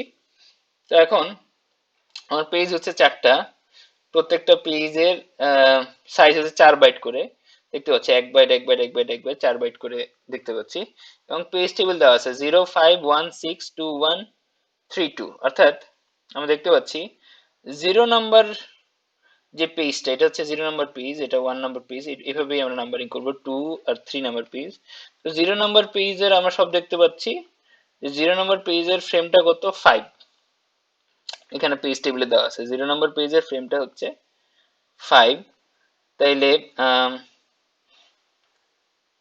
এখানে 0 1 2 3 4 5, এখানে দেখতে পাচ্ছি আমরা পঞ্চম ফ্রেমে যে এই যে 0 নম্বর ফ্রেম পেজের যে content A B C D, সেখানে কিন্তু আমরা এখানে পঞ্চম ফ্রেমে যে এবিসিডি দেখতে পাচ্ছি। তো এই যে এইটার এই এইখানে যে ফিজিক্যাল অ্যাড্রেসটা 20 বা এখানে ফিজিক্যাল অ্যাড্রেসটা 8, এই ফিজিক্যাল অ্যাড্রেসটা আসলে আমরা কিভাবে পেলাম? পেজ টেবিল দেওয়া থাকলেও কিভাবে পেলাম সেটা আমরা একটু ক্লিয়ার করতে হয়, সেটা ক্লিয়ার করছি। তো এটা একটা সূত্র আছে, সূত্রটা খুবই সিম্পল আমাদের। আমি একটু আগে যে আলোচনা করেছি যে পেজের কি থাকে, পেজ নাম্বার থাকে, আর হচ্ছে পেজ অফসেট থাকে। একটা হচ্ছে পেজ নাম্বার আর পেজ অফসেট, যেটা আমরা এই যে এখানে দেখানো পেজ নাম্বার আর পেজ অফসেট, এর মাধ্যমেই কিন্তু আমরা এটা বের করতে পারি। কিভাবে? আমাদের একটা সূত্র আমরা ইউজ করব, একটু খেয়াল করি। Frame into page size, page size এটা প্লাস অফসেট, ওই যে পেজ অফসেট যেটা পেয়েছি সেটা। Frame into page size plus offset, এটা হচ্ছে আমাদের সূত্র ফিজিক্যাল অ্যাড্রেস বের করার। এখন আমাদের যেমন আমরা যদি বের করতে চাই এই 0 নম্বর পেজের অ্যাড্রেসে যদি বের করতে চাই, এই যে আমরা যদি বলি 0 নম্বরের, আমরা যদি জাস্ট বলি যে এই 3 নম্বর বাইটের অ্যাড্রেস কত, বাইট নাম্বার 3 এর অ্যাড্রেস কত, ঠিক আছে? এটা যদি আমরা বলি, তাহলে কি করতে হবে? আমাদের বাইট হচ্ছে 3, এর অ্যাড্রেস কত? বাইট 3টা কার আন্ডারে, কোন পেজের আন্ডারে? পেজ নাম্বার 0 আন্ডারে, পেজ নাম্বার 0 আন্ডারে। পেজ নাম্বার 0 হচ্ছে কত নম্বর ফ্রেম? পেজ নাম্বার 0 হচ্ছে পঞ্চম ফ্রেম, 5। তাহলে আমাদের সূত্র অনুযায়ী হচ্ছে ফ্রেম হচ্ছে 5, পেজ নাম্বার 0 হচ্ছে যেহেতু 5 আছে, ফ্রেম হচ্ছে 5 into page size, page size হচ্ছে 4 বাইট, 4 প্লাস অফসেট। অফসেটটা আমি বলেছিলাম যে কত নাম্বার ঘরে আছে সেই পেজের, সেটাই হচ্ছে তার অফসেট। এই যে এই 3 বাইট নাম্বার 3 আসলে কোথায় আছে? অফসেট হচ্ছে 0 1 2 3। আবার দেখি অফসেটটা হচ্ছে 0 1 2 3, 3 নাম্বার ইন্ডেক্সে আছে, তাইলে অফসেট হবে 3। তাইলে 5 × 4 হচ্ছে 20, is equal to 20 plus 3 is equal to 23। তাহলে এই যে বাইট নাম্বার 3 আসলে লজিক্যাল অ্যাড্রেস হচ্ছে যার 3, সেই 3 নাম্বার লজিক্যাল অ্যাড্রেসের ফিজিক্যাল অ্যাড্রেস হবে আমাদের সূত্র অনুযায়ী 23। তাহলে এই যে আমরা দেখলাম এই যে 20, এ আছে 20-এ, বি আছে 21-এ, সি আছে 22-এ, আর ডি আছে আসলে 23-এ, কারণ ই হচ্ছে আবার 24। তাহলে আমি দেখতে পেলাম যে এই সূত্র দিয়ে এই 3 নাম্বার লজিক্যাল অ্যাড্রেসের ফিজিক্যাল যেই বাইটটা আছে সেটার ফিজিক্যাল অ্যাড্রেস আমরা 23, সেটা বের করে ফেললাম। এবার আমরা আরেকটা দেখতে পারি, সাপোজ আমরা আই এরটা বের করবো, যে 8, 8, 8টা আমার হিসাবে কত, পেজ নাম্বার কত, 2, যেটার বাইটের লজিক্যাল অ্যাড্রেস 8, সেই বাইটটার পেজ নাম্বার হচ্ছে 2। তো পেজিং টেবিলে চলে যাই, 2 নাম্বার পেজ হচ্ছে কয় নাম্বার ফ্রেম, 1 নাম্বার ফ্রেম। তাহলে আমাদের সূত্র আবার ফালাই, সূত্র হচ্ছে ফ্রেম ইনটু পেজ, আবার দেখতেছি লিখতেছি সূত্রটা, প্লাস অফসেট।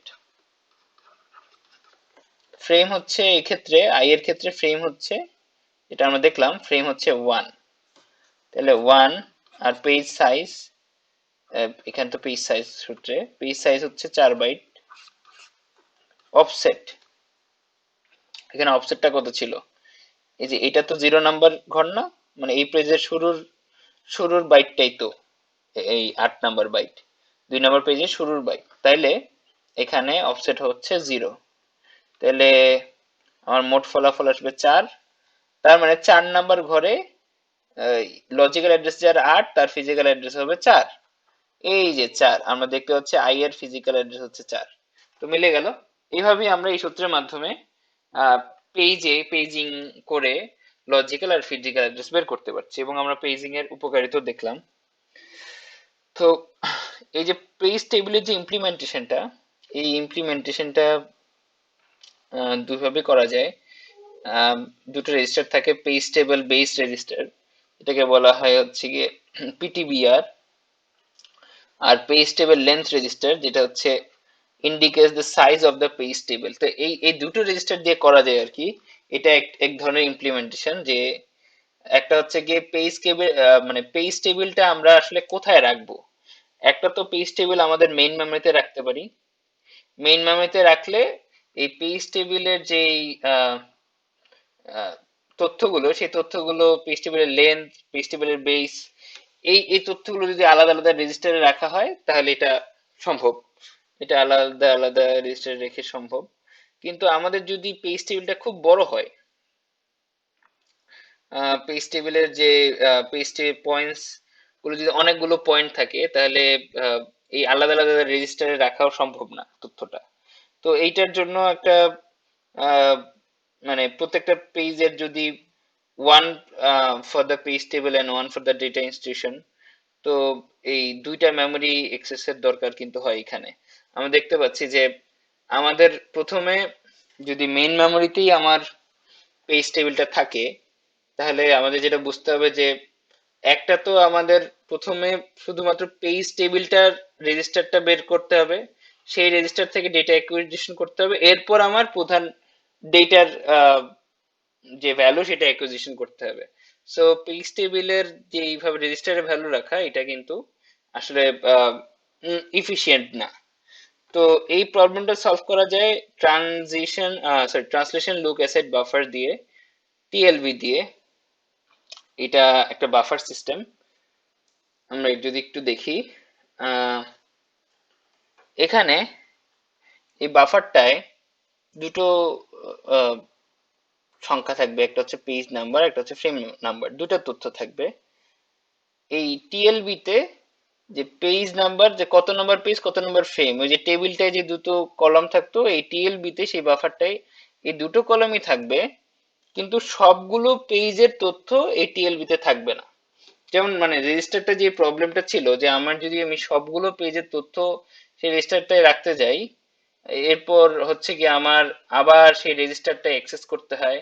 অর্থাৎ আমি পেজিং এর মাধ্যমে যদি কোনো ডেটা স্টোর করে রাখি, সেই ডেটাটার অ্যাক্সেস পেতে হলে আমার প্রথমে পেজ টেবিলে যেতে হবে, পেজ টেবিলের জন্য রেজিস্টারে যেতে হবে, রেজিস্টার থেকে আগে পেজের তথ্য নিতে হবে, পেজ টেবিলের তথ্য নিতে হবে, এরপর পেজ টেবিল থেকে যে আমি আবার আমার সেই ডেটাটা কোথায় স্টোর করব সেই তথ্য নিব। সো দুইটা মানে প্রত্যেকটা কাজ করার জন্য, প্রত্যেকটা ইনস্ট্রাকশনের জন্য দুটো মেমোরি অ্যাক্সেস করার দরকার হয়ে পড়ে, একটা হচ্ছে পেজ টেবিলের রেজিস্টার মেমোরি, আর একটা হচ্ছে গিয়ে মেইন মেমোরি। তো এই এই ঝামেলা থেকে মুক্তির জন্য কিন্তু আমার এই ট্রান্সলেশন লুক অ্যাসেট বাফার বা টিএলবি আনা। টিএলবি তে এটা হচ্ছে আলাদা কোনো রেজিস্টার না, এটা জাস্ট একটা বাফার। এই বাফারে মেইনলি পেজ নাম্বার গুলো আসলে থাকবে এবং ফ্রেম নাম্বার থাকবে, যেটা আমার পেজ টেবিলে থাকে। Page number, frame number, page number, frame number, যেটা থাকে পেজ টেবিলে ঠিক এরকমই থাকবে, কিন্তু সবগুলো থাকবে না। মানে সবগুলো পেজ আর ফ্রেম নাম্বার থাকবে না। সাপোজ প্রত্যেকটা টিএলবি একটা সাইজ থাকে, সাপোজ এটা হচ্ছে 100 এন্ট্রি টিএলবি তে 100টা পেজের নাম্বার এন্ট্রি থাকবে, কারণ পেজের এন্ট্রি তো হচ্ছে মিলিয়নস হয়, পেজের এন্ট্রি হচ্ছে মিলিয়নস অফ পেজ এন্ট্রি থাকে। কিন্তু সেইখানে সাপোজ আমার টিএলবিটা যদি 100 হয়, তার মানে মাত্র আমি 100টা পেজের তথ্য এখানে স্টোর করে রাখতে পারবো, বাদ বাকিগুলো থাকবে না, বাদ বাকিগুলো পেজের টেবিলের তথ্য থাকবে না। তো সিপিইউ থেকে যে লজিক্যাল অ্যাড্রেসটা আমি জেনারেট করলাম সেটার পি আর ডি আছে, সেই পি আর ডি অর্থাৎ সেই পেজ নাম্বারটা যদি আমার টিএলবি তে আমি না পাই, প্রথমে আমি সেই পেজ নাম্বারটা আমি টিএলবি তেই পেয়ে গেলাম, সাপোজ আমার 1 নাম্বার পেজ সেটা টিএলবি তে আছে, সেটা পেয়ে গেলাম, সেই জিনিসটাকে বলা হচ্ছে টিএলবি হিট। অর্থাৎ আমার এই যে মিলিয়ন, 1 মিলিয়ন এন্ট্রি থেকে আমার টিএলবি তে মাত্র তথ্য আছে 100টা রো এর তথ্য আছে এই টিএলবি তে। আমি সিপিইউ থেকে যেই অ্যাড্রেসটা জেনারেট করলাম সাপোজ সেটা আমি এই টিএলবি তেই পেয়ে গেলাম, সেই জিনিসটাকে বলা হচ্ছে টিএলবি হিট। টিএলবি তে পেয়ে গেলে সাথে সাথে এটা ফ্রেম নাম্বার জেনারেট করে ফিজিক্যাল অ্যাড্রেস জেনারেট করব। আর যদি আমি টিএলবি তে না পাই, অর্থাৎ আমি যে লজিক্যাল অ্যাড্রেস জেনারেট করছি সেটা তো যেহেতু বললাম আমি পেজ আছে, পেজ নাম্বার হতে পারে suppose 1 million, million page number থাকবে। তো এখানে আমার যে একশোটা এন্ট্রি আছে, সেই 100 এন্ট্রিতে আমার এই যে লজিক্যাল অ্যাড্রেস জেনারেট করছি সেটা আমি পাই নাই, যে পেজটা জেনারেট করছি সেটা আমার টিএলবি তে নাই, তাহলে সেটাকে আমরা বলবো টিএলবি মিস। এরপর যে আমার যে মেমোরিতে পেজ টেবিল লেখা আছে সেইখান থেকে যে এরপর আবার ওই এন্ট্রিটা খুঁজে আনবো, এন্ট্রিটা খুঁজে এনে আবার এইখানে সাথে সাথে ফিজিক্যাল অ্যাড্রেসে কনভার্টও করব, প্লাস যে এন্ট্রিটা নতুন পাবো সেটা আমি টিএলবি তে অ্যাডও করব। তাহলে কি দাঁড়াচ্ছে, আমার লজিক্যাল অ্যাড্রেস আছে, সিপিইউ থেকে লজিক্যাল অ্যাড্রেস আমি জেনারেট করলাম, পেজ নাম্বার জেনারেট করলাম, পেজ নাম্বারটা আমার টিএলবি একটা বাফার, যে বাফারে সব পেজের তথ্য থাকে না, অল্প কয়েকটা পেজের তথ্য রাখবো। মানে রেজিস্টারে যে সলভটা ছিল সেটা হচ্ছে সবগুলো পেজের তথ্য রেজিস্টারে থাকবে, বাট আমার দুইবার মেমোরি অ্যাক্সেস করতে হবে, একবার রেজিস্টারটা করতে হবে, একবার মেইন মেমোরি অ্যাক্সেস করতে হবে, সেটা করতে হচ্ছে না। এটা বাফার, বাফারে 100টা তথ্য আছে, সাথে সাথে আমি সরাসরি অ্যাক্সেস করতে পারছি বাফারটাকে। কিন্তু যেটা হতে পারে বাফারটা যদি অ্যাক্সেস করে আমার পেজের তথ্য বাফারে পেয়ে যায়, তাহলে সেটা টিএলবি হিট। সাথে সাথে আমি ফ্রেম নাম্বারটা তো এই যে পেজ নাম্বার আর ফ্রেম নাম্বার থাকবে, এটা ওই যে কি ভ্যালু পেয়ার আর কি, কি ভ্যালু পেয়ার যেটাকে আমি বলি অনেকটা হ্যাশ টেবিলের মতো, যে আমার পেজ নাম্বার আছে, ফ্রেম নাম্বার আছে, পেজ নাম্বার আছে, ফ্রেম নাম্বার আছে, এই কি এর সাথে যদি আমার লজিক্যাল অ্যাড্রেসের পি মিলে যায় পেজ নাম্বারের সাথে, তাইলে আমি ফ্রেম নাম্বারটা এই ভ্যালুটা এখান থেকে নিয়ে ফিজিক্যাল অ্যাড্রেসটা জেনারেট করতে পারতেছি। আমার ডি যোগ করলেই তো হয়ে যাচ্ছে, ফিজিক্যাল অ্যাড্রেসটা জেনারেট করা হয়ে যাচ্ছে, অর্থাৎ আমার অফসেট যোগ করলেই, পেজের সাথে অফসেট যোগ করলেই তো ফ্রেমের যে ফিজিক্যাল অ্যাড্রেস সেটা পেয়ে যাচ্ছি। কিন্তু আমার যদি টিএলবি হিট না হয়, ওই 100টা এন্ট্রির মধ্যে যদি আমার সিপিইউর যে ভ্যালুটা লজিক্যাল অ্যাড্রেসটা জেনারেট করছে, যে পেজটা জেনারেট করছে, সেটা যদি আমার টিএলবি তে এই মুহূর্তে অ্যাভেলেবল না থাকে, তাহলে তখন যে আমি আবার আবার মেমোরিতে যাব, এরপর যে পুরো পেজ টেবিল, মেইন যে পেজ টেবিল সেটা তো আর টিএলবি না, টিএলবি একটা জাস্ট ছোট একটা বাফার, পুরো যে পেজ টেবিল সেটা সার্চ করব, সেটা সার্চ করে তো আমার পেজ নাম্বারটা পেয়ে যাচ্ছি, সেই যে এন্ট্রির যে তথ্যটা এরপর আমি টিএলবি কে আপডেট করব, যে এই যে এত পেজ নাম্বার মানে টিএলবি তে একটা রো বাড়িয়ে দিলাম, অর্থাৎ আমি যে তথ্যটা মিসিং ছিল সেটা টিএলবি তে আপডেট করলাম, প্লাস ওই যে আমি ফ্রেম নাম্বার তো ওই পেজ টেবিল থেকে পাবোই, সেই ফ্রেম নাম্বার নিয়ে আমি আবার ফিজিক্যাল অ্যাড্রেস জেনারেট করলাম।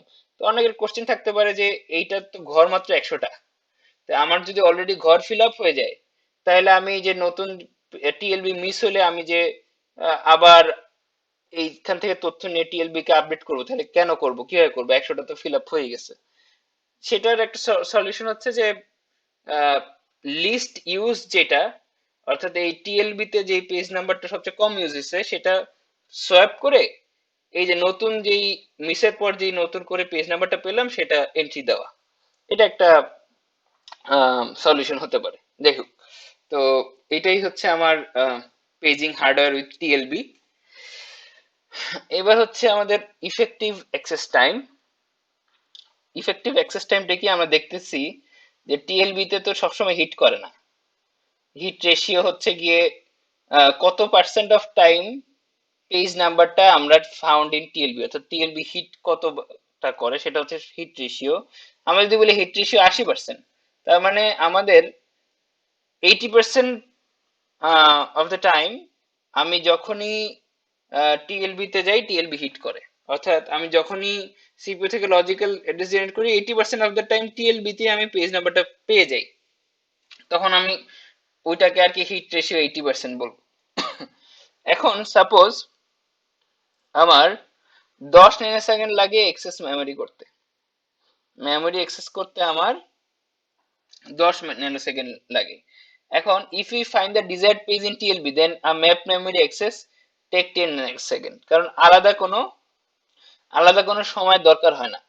টিএলবি তে যদি আমি পাই তাহলে তো আমার দুইটার মেমোরি অ্যাক্সেস করা লাগতেছে না, তাই না? টিএলবি তো এই কারণেই আনছে যাতে করে এই রেজিস্টার, যেই দুইটা রেজিস্টার আছে সেই দুইটা রেজিস্টার আমার অ্যাক্সেস না করা লাগে, এই জন্য তো টিএলবি আনছি।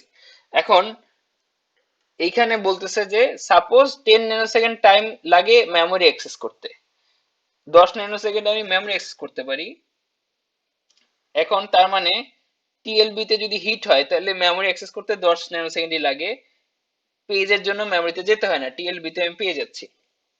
আর যদি টিএলবি হিট না হয়, টিএলবি তে যদি আমি না পাই, otherwise we need to memory access, so it is 20 nano second. যেহেতু দুইটা মেমোরি অ্যাক্সেস লাগে আবার রেজিস্টারের কাছে যেতে হয়, সাপোজ আমার 20 ন্যানো সেকেন্ড লাগে হচ্ছে গিয়ে যদি আমি টিএলবি মিস করি সেক্ষেত্রে। তাহলে আমার ইফেক্টিভ অ্যাক্সেস টাইম বা ইএটিটা কি? যেহেতু 80% অফ দ্য টাইম, আমি বলতেছি আমার hit ratio 80%, 80% of the time আমার লাগে কত ন্যানো সেকেন্ড?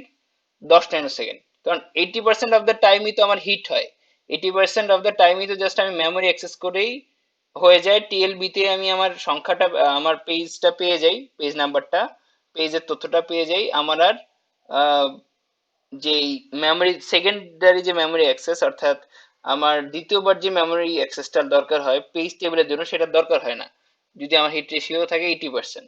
তাহলে 80% অফ দ্য টাইম আমার 10 ন্যানো সেকেন্ডে আমার কাজ শেষ হয়ে যায়। পেজ থেকে নাম্বার নিয়ে আমি ফিজিক্যাল চলে যেতে পারি, ফিজিক্যাল অ্যাড্রেস জেনারেট করতে পারি, ফিজিক্যাল রিসোর্স অ্যালোকেশন করতে পারি। আর বাদ বাকি 20% অফ দ্য টাইম বলতেছে হিট রেশিও যদি 80% হয় তার মানে 20% অফ দ্য টাইম কিন্তু সে ফেল করে, 20% অফ দ্য টাইম সে এই টিএলবি মিস করে। তার মানে 20% অফ দ্য টাইম তার পেজ টেবিলের কাছে যেতে হয়, তাহলে তার দুইটা মেমোরি অ্যাক্সেস করতে হয়, তাহলে 20% অফ দ্য টাইম তার সময় লাগে 20 nano second. 80% of the time তার সময় লাগে 10 ন্যানো সেকেন্ড, আর 20% অফ দ্য টাইম তার সময় লাগে 20 ন্যানো সেকেন্ড। তাহলে মোট ইফেক্টিভ অ্যাক্সেস টাইম হচ্ছে হিটের পার্সেন্টেজটা প্লাস মিসের পার্সেন্টেজটা। হিটের পার্সেন্টেজ হচ্ছে 0.80 ইন্টু 10, সময় লাগে 10 ন্যানো সেকেন্ড, আর মিস করলে সময় লাগে 20 ন্যানো সেকেন্ড, আর মিসের পার্সেন্টেজ হচ্ছে 20। তাহলে মোট দুটো যোগ করলে বেরোচ্ছে 12 ন্যানো সেকেন্ড। এটাই হচ্ছে এই 80% হিট রেশিওর ক্ষেত্রে ইফেক্টিভ অ্যাক্সেস টাইম বা ইএটি। তো এখন আমি যদি বলি যে আমার হিট রেশিও হচ্ছে 90%, 99%, তাইলে আমার ইএটিটা কত? তাহলে আমার মাত্র 99% সময় কিন্তু তার 10 ন্যানো সেকেন্ড লাগতেছে, তাহলে 0.99 ইন্টু 10, আর মাত্র 1% সময় সে মিস করতেছে, সেক্ষেত্রে তার মিস 20 সেকেন্ড লাগবে মাত্র 1% সময়, তার মানে 0.01 ইন্টু 20। তাহলে এই দুটো যোগ করলে বেরোচ্ছে 10.1 ন্যানো সেকেন্ড। এটা যদি হচ্ছে আমার হিট রেশিও 99% হয় তাহলে আমার ইএটি হবে 10.1 ন্যানো সেকেন্ড। এখন হচ্ছে আরেকটা কনসেপ্ট আছে, সেটা হচ্ছে শেয়ার্ড পেজ। এই শেয়ার্ড পেজটা কি? শেয়ার্ড পেজটা হচ্ছে one copy of read only code shared among processes. Reentrant code যেটা আর কি, রিইনটেন্ট কোড হচ্ছে যেটা, যে কোডটা হচ্ছে কি আর মডিফাই হয় না, যে কোডটা নিজে থেকে মডিফাই হয় না, যে কোডটা নিজেকে নিজে মডিফাই করতে পারে না, সেই কোডটা হচ্ছে রিইনটেন্ট কোড। তো এইসব রিএন্টেড কোড, যেটা হচ্ছে রিড অনলি কোড আর কি, সেটা যদি আমরা শেয়ার করতে চাই, অনেকগুলো প্রসেস একটা একটা ফাইল, একটা কোড যদি শেয়ার করতে চাই তাহলে সেটা শেয়ার পেজের মাধ্যমে করা সম্ভব। মানে বেশি, মানে প্রত্যেকটার জন্য আলাদা আলাদা কপি তৈরি করার দরকার নেই। সাপোজ 40 জন ইউজার টেক্সট এডিটর নামের একটা প্রোগ্রাম অ্যাক্সেস করতে চাই, সাপোজ টেক্সট এডিটর নামের একটা প্রোগ্রাম অ্যাক্সেস করতে চাই, তাহলে 40 জন যে ইউজার আছে সেই 40 জন ইউজারই তো সেম ফাইলটা অ্যাক্সেস করতেছে। সেই প্রোগ্রামটা যদি রিইন্টেন্ট প্রোগ্রাম হয়, অর্থাৎ এরকম কোড থাকা লাগবে যেটা নিজেকে নিজে মডিফাই করতে পারে না। সাপোজ আমার টেক্সট এডিটরটা একটা রিইন্টেন্ট প্রোগ্রাম, তো এই রিইন্টেড প্রোগ্রাম টেক্সট এডিটর, সেই রিইন্টেড কোডটা আমার 40 জন ইউজার একসাথে একই সাথে তারা চালাতে চাচ্ছে। এখন আমার মেমোরিতে 40টার জন্য আবার 40টা পেজে আলাদা আলাদা ভাবে জায়গা দেওয়ার দরকার নাই। সেটা কিভাবে করতে হবে আমরা একটু দেখি, মানে সেটা তাহলে শেয়ার পেজের মাধ্যমে করা যাবে কিনা। শেয়ার পেজটা তাহলে কি, প্রথমত আরেকটা জিনিস মনে রাখা দরকার, সেটা হচ্ছে আমার প্রত্যেকটা প্রসেসের সাপোজ নিজের রাখা ডেটা রাখার জন্য, নিজস্ব ডেটা রাখার জন্য কিছু জায়গার প্রয়োজন হয়। আচ্ছা, এবার এই যে এখানে আমরা দেখতে পাচ্ছি প্রসেস 1 এর এই মেমোরি দরকার, প্রসেস 2 এর এই মেমোরি দরকার, প্রসেস 3 এর একই মেমোরি দরকার। তো আমরা দেখতে পাচ্ছি যে প্রসেস 1 এর যে পেজগুলো এই পেজের মধ্যে উল্লেখযোগ্য হচ্ছে গিয়ে library 1, library 2, library 3, library 4, library 1, library 2, library 3, library 4, মানে প্রত্যেকের সাপোজ এই লাইব্রেরিটা হচ্ছে লাইব্রেরি টেক্সট এডিটর, এই টেক্সট এডিটরের কোডটাই প্রত্যেকের দরকার, প্রসেস 1 এর দরকার, প্রসেস 2 এর দরকার, প্রসেস 3 এর দরকার। এই ক্ষেত্রে আমরা প্রত্যেকের জন্য টেক্সট এডিটর, যেটা বললাম যে একটা টেক্সট এডিটর যদি 40 জন ইউজার ইউজ করে তাহলে তাদের জন্য আলাদা আলাদা ফ্রেমে অ্যালোকেট করব না আমরা। এটাই হচ্ছে শেয়ার পেজে প্রত্যেকটা প্রসেস যেহেতু সেম জিনিসই ব্যবহার করতেছে, রিইন্টেন্ট প্রোগ্রামটাই সেম প্রোগ্রামটাই ব্যবহার করতেছে, তাহলে প্রসেস 1, প্রসেস 2, প্রসেস 3 তিনটা প্রসেসই আমরা দেখি যে সেম, এক্স্যাক্টলি সেম পেজ নাম্বারের সাথেই সে অ্যালোকেটেড হয়ে আছে। আমরা দেখতেছি যে প্রসেস 1, প্রসেস 2, প্রসেস 3 তিনটারই পেজ টেবিলে এই যে প্রথম ইনস্ট্রাকশন যেটা টেক্সট এডিটর 1 ইনস্ট্রাকশন, সেই টেক্সট এডিটর 1 ইনস্ট্রাকশনটা দেখি যে 0 নাম্বার, 1 নাম্বার, 2, 3 পেজ নাম্বার লেখা নেই, আমি লিখে নিচ্ছি। 0 নাম্বার ইনস্ট্রাকশনটা হচ্ছে গিয়ে 0 নাম্বার পেজটা গেছে কততে, 3 নাম্বার ফ্রেমে। এই যে লাইব্রেরি, এটা তো 0, লাইব্রেরি 1 এই ইনস্ট্রাকশনটা গেছে 3 নাম্বার ফ্রেমে, 1 নাম্বার ইনস্ট্রাকশনটা গেছে 4 নাম্বার ফ্রেমে, 1 নাম্বার ইনস্ট্রাকশন আছে LIBC2, এটা গেছে 4 নাম্বার ফ্রেমে।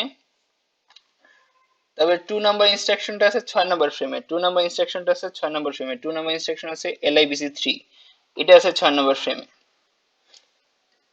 আর এই যে এখানে 3 তে গেছে 1, 1 এ আছে LIBC4, এই যে 1 এ আছে LIBC4।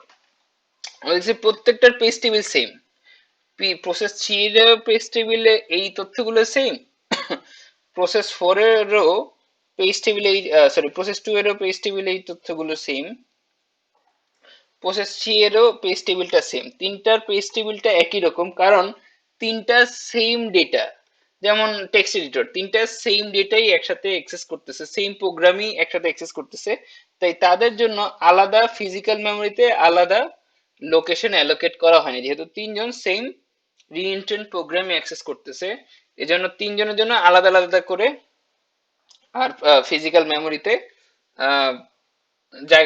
জায়গা অ্যালোকেশন করতে হয় না।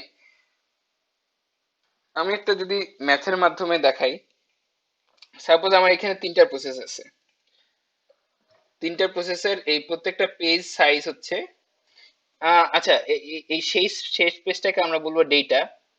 প্রত্যেকের নিজের ডেটার প্রয়োজন হতে পারে, এটা হচ্ছে ডেটা। প্রত্যেকের নিজের আলাদা ডেটা থাকবে, প্রত্যেকটার প্রসেসের ডেটা আলাদা, মানে রিইন্টেন্ট প্রোগ্রাম শেয়ার করতে পারে, কেউ তো নিজের ডেটা শেয়ার করতে পারে না। প্রত্যেকটা প্রসেসের ডেটার জন্য আলাদা মেমোরি লাগবে, এবং কখনো একটা প্রসেস আরেকটা প্রসেসের জায়গায় সেম ডেটা, মানে একই লোকেশনে প্রসেস 1, প্রসেস 2, প্রসেস 3 ডেটা আছে এরকম হবে না। প্রত্যেকটা প্রসেসের ডেটা আলাদা আলাদা ফিজিক্যাল মেমোরিতে থাকবে, এটা স্বাভাবিক। কিন্তু যদি রিইন্টেন্ট কোড হয় তখন পেজ শেয়ার করতে পারে, যেমন একই রিইন্টেন্ট প্রোগ্রাম ইউজ করতেছে যেমন টেক্সট এডিটর, তখন পেজ শেয়ার করতেছে, আমরা দেখলাম যে তিনটারই সেম জায়গায় আছে, সেম জায়গায় আমার কোডটা আছে। এখন আমরা এটার একটা ম্যাথ দিয়ে দেখি যে আসলে কতটুকু উপকার হচ্ছে এর ফলে। আমার প্রসেস তিনটা, সাপোজ আমার পেজ সাইজ হচ্ছে, সাপোজ পেজ সাইজ হচ্ছে 2 বাইট, পেজ সাইজ 2 বাইট, তাহলে এখানে প্রত্যেকটার 5টা পেজ আছে। তো এখানে হচ্ছে 10 বাইট, বড় হাত বি, এখানে 10 বাইট, এখানে 10 বাইট লাগতেছে। তো এখন প্রত্যেকটার জন্য যদি আলাদা আলাদা ভাবে তৈরি করা হইতো, ডেটা হচ্ছে 2 বাইটের, আর আমার টেক্সট এডিটরের প্রোগ্রামটা লোড করার জন্য, অ্যালোকেট করার জন্য লাগতেছে হচ্ছে 4টা পেজ, মানে 8 বাইট। তাহলে তিনটার 8 বাইট করে লাগতেছে প্রত্যেকটারই, এই যে প্রত্যেকটারই 8 বাইট করে লাগতেছে হচ্ছে গিয়ে টেক্সট এডিটর প্রোগ্রাম লোড করার জন্য, তিনটা প্রসেসের। এটা হচ্ছে টেক্সট এডিটর লোড করার জন্য এত বাইট লাগতেছে, প্লাস তাদের নিজেদের ডেটার জন্য লাগতেছে কত, প্রত্যেকটা ডেটা হচ্ছে 2 বাইট আছে, একটা পেজ দখল করে আছে ডেটা, অর্থাৎ 2 বাইট লাগবে ডেটার জন্য। তাহলে 2 × 3, তাহলে মোট কত বাইট লাগতেছে, 3 × 24 আর 6, 30 বাইট। যদি এরা এই এই লাইব্রেরির জন্য, অর্থাৎ এই টেক্সট এডিটরের যে প্রোগ্রামটা, সেই প্রোগ্রামটা অ্যালোকেট করার জন্য আলাদা আলাদা ফিজিক্যাল মেমোরিতে রাখতো, অ্যালোকেশন হইতো, তাহলে ফিজিক্যাল মেমোরি লাগতো হচ্ছে 30 বাইট। এখন যেহেতু তারা আলাদা আলাদা রাখতেছে না, পেজ শেয়ার করতেছে, এর ফলে আমরা এখন দেখি যে কি উপকার হয়েছে। তাহলে এই যে প্রত্যেকের যে 8 বাইট করে লাগতো আলাদা আলাদা ভাবে, এখন কি প্রত্যেকে 8 বাইট করে লাগতেছে, লাগতেছে না, কারণ এই তিনজনই সেম লোকেশনে টেক্সট এডিটরের প্রোগ্রামটা অ্যালোকেট করছে। তার মানে live LIBC1, LIBC2, LIBC3, LIBC4, আমরা দেখতে পাচ্ছি যে পেজ টেবিলটা সেম, অর্থাৎ সেম লোকেশনে তাদের এই শেয়ার ডেটাটা আছে, শেয়ার পেজটা আছে। তাহলে প্রত্যেকের জন্য আলাদা আলাদা করে 8 লাগতেছে না, মোট 8 লাগতেছে। তাহলে আমার এই ক্ষেত্রে হিসাব হচ্ছে টেক্সট এডিটরের কোড অ্যালোকেশনের ক্ষেত্রে আমার লাগছে মাত্র 8 বাইট। 8 × 3 হবে না, তিনজনই সেম একটা জায়গায় ইউজ করতেছে, তাহলে হবে 8 × 1। কিন্তু প্রত্যেকের ডেটা আলাদা, একটু আগে বলছিলাম যে প্রসেসর ডেটা তো সেম লোকেশন শেয়ার করতে পারে না, তো প্রত্যেকের ডেটা আলাদা, তো সেই ক্ষেত্রে তাদের ডেটা ঠিক আলাদা আছে। 2 × 3, তাহলে লাগতেছে 8 + 6, 14 বাইট। আগে লাগতো 30 বাইট পেজ শেয়ার করার জন্য, এখন লাগতেছে শেয়ার্ড পেজ হওয়ার জন্য এখন লাগতেছে 14 বাইট। তো এইভাবে বুঝতে পারতেছি যে শেয়ার্ড পেজ হলে কিন্তু আমার, যদি শেয়ার্ড পেজ প্রযোজ্য হয়, শেয়ার্ড পেজ করা যায়, সেক্ষেত্রে আমাদের মেমোরি অনেকটাই বেঁচে যায়। আচ্ছা, তো আমরা আহ, শেষ করার আগে একটা ম্যাথ দেখে নিই, জাস্ট একটা ম্যাথ দেখবো। এই ম্যাথটা আমরা একটু পড়ি। বলা হচ্ছে যে consider a system with byte addressable memory, 32-bit logical address, 4 kilobyte হচ্ছে আমাদের page size, and table entries of 4 bytes each. What will be the size of the page table in megabyte? মেগাবাইটে পেজ টেবিলের আমার সাইজটা জানতে চাইছে। তাহলে আমরা যদি একটু বোঝার চেষ্টা করি যে আসলে কি বলছে। আমাদের অ্যাড্রেসটা হচ্ছে বাইটে আছে, সিস্টেমের বাইট অ্যাড্রেসেবল মেমোরি। তো প্রথম পয়েন্ট আউট করি যে আমাদের লজিক্যাল অ্যাড্রেস হচ্ছে 32 বিট, সিস্টেম লজিক্যাল অ্যাড্রেস হচ্ছে, ভার্চুয়াল মেমোরি হচ্ছে 32 বিট, 4 কিলোবাইট হচ্ছে একটা পেজের সাইজ, 4 কিলোবাইট, 4 কিলোবাইট হচ্ছে আমার পেজের সাইজ। আর প্রত্যেকটা টেবিল ইন এন্ট্রি, ওই যে আমার পেজ টেবিল বোঝাচ্ছে এখানে, প্রত্যেকটা পেজ টেবিলে এন্ট্রি হচ্ছে, এন্ট্রির সাইজ হচ্ছে 4 বাইট করে। তো আমার হচ্ছে পেজ, মোট যে পেজ টেবিলটা, সেইটার সাইজ কত হবে মেগাবাইট, এটা জানতে চাইছে।